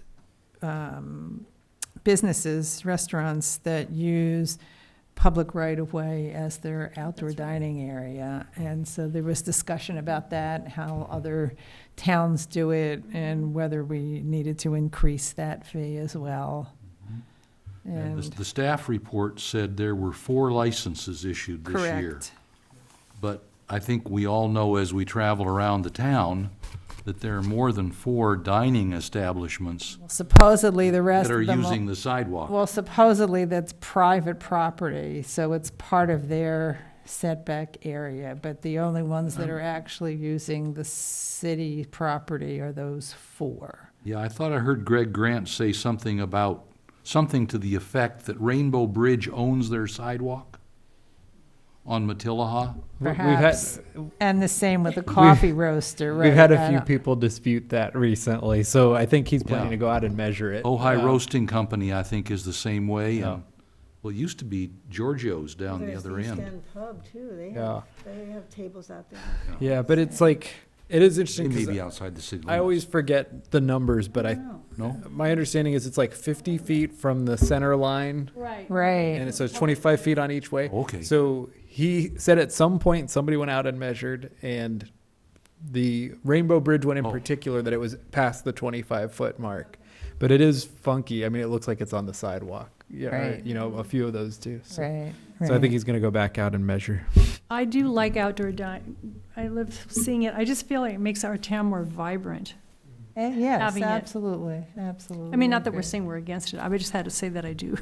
Yeah, exactly. And then, the question is, how much can you charge? I mean, without it becoming burdensome. Right. Yep. And that's the highlight. Terrific. Okay. Any other comments by commissioners? Oh, Oh, okay.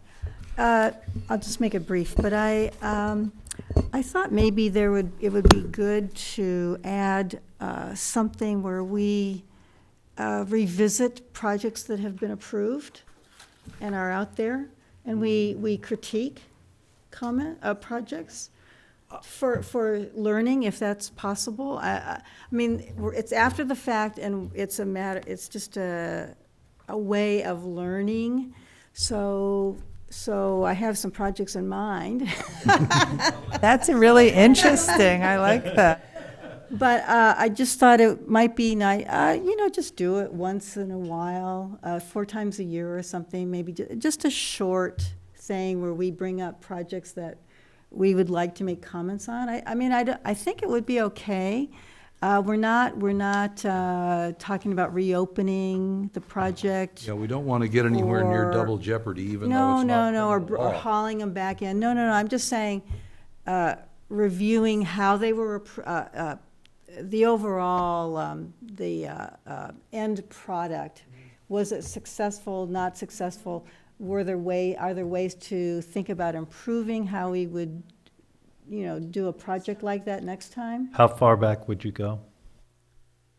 Oh, I think anything would be open, so, anyway, I just, No, I think it's useful if we can, if we can I think say. that's great, yeah, I If like we can that say, idea. what can we learn as a commission? exactly. From what happened there. Exactly, yeah. I've said before, one of my frustrations, and this is not a comment on your administration per se, but we put conditions on projects that I am quite confident are not enforced.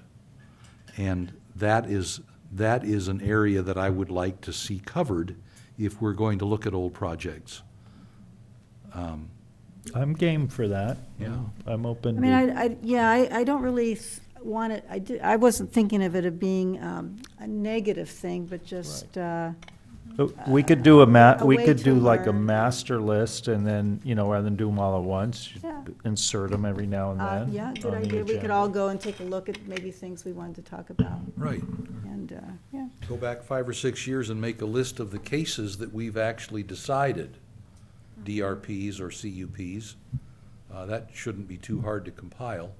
And then we can just think about, pick off a case every meeting or two and see what we learn from it. I think that'd be a good exercise, as good an exercise, again, and thank you all for going through these land use tables. I know it's tedious and tiresome, but it's important work. And it's, It was a good discussion. I'm tonight, and thank heartened you for by being how on much it. we've done so far, and look forward to the rest of it. I'd like to make a public service announcement, though, before All we right? go, because there's a lot happening this weekend. A couple which I'm producing myself, but, the student climate change strike starts on Friday. Student climate change Yeah, it's a strike. walkout, at Libby Park. We're going From noon to to cut 5. class to protest climate change? I'm not making an editorial, I'm just making an announcement. But that is what's happening, that some people from the Extinction Rebellion group here, inspired by Greta, who's been over here from Sweden, doing a tour and going all over the world and inspiring youth to into action rather than apathy. On Saturday at the Gables, at 10 a.m. is the International Day of Peace event at the Gables at 10 o'clock. That's a And- peaceful group. And a lunch called Feast for Peace there. And then on Sunday at 11 a.m. to 4 p.m. is the United Nations International Day of Peace and Climate Action Festival at Libby Park. And there's about 20 different exhibitors, information. It's a non-commercial exhibitors. We have 4 exhibitor booths that are, selling bamboo straws and clay pottery and, appropriate things. Most of them are information booths. And then a lot of, there's a really fun art area where kids and adults can, we've prefabricated peace bowls, like 8-inch peace bowls, so people can paint their own peace bowls to take home. And the Rotary will be there. They're one of our sponsors this year. A lot of great people have been our sponsors this year. And then there's going to be entertainment at the gazebo and some really great expert speakers on ocean regeneration and how plastics are affecting the ocean, public land use, on fossil fuel reduction, on peace building in our educational system, on our community peace building efforts. Commissioner Nolan and Councilwoman Francina are going to be speaking about greening energy, bicycle-friendly cities, and fossil fuel reduction. And Mayor Johnston's going to be speaking and opening up the festival. And that's all I'll say for now. But it's 11 a.m. And the time again? 11 a.m. to 4 p.m. in Libby Park on Sunday. Also wanted to say, Councilmember Francina and I are going to have a Complete Streets booth. Yes, There one of also the on exhibition Sunday. booths will be Complete In Streets. conjunction with Ojai Ride and Roll, we're emphasizing the Safe Routes to School program, Mhm. so. And the other thing I want to mention is the Sustainability and Resilience Committee that Kathy and I have been on, and some documents that we generated that have been passed on to the council and are also in the hands of this new committee that's going to review what the mobilization committee might look like. Because Kathy and I did a draft of policies, projects, procedures for the Sustainability and Resilience Committee, which we're not sure is going to be in its current form anymore. It never was a chartered group. It's been an ad hoc group.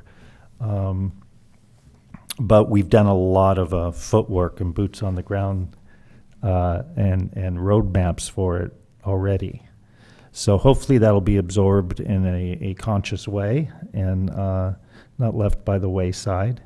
But there's some exciting things happening in the chambers. Sounds like a busy weekend, yeah. Yeah, Okay. Somebody at the council meeting said we don't have enough festivals or events, and I'm like, are you serious?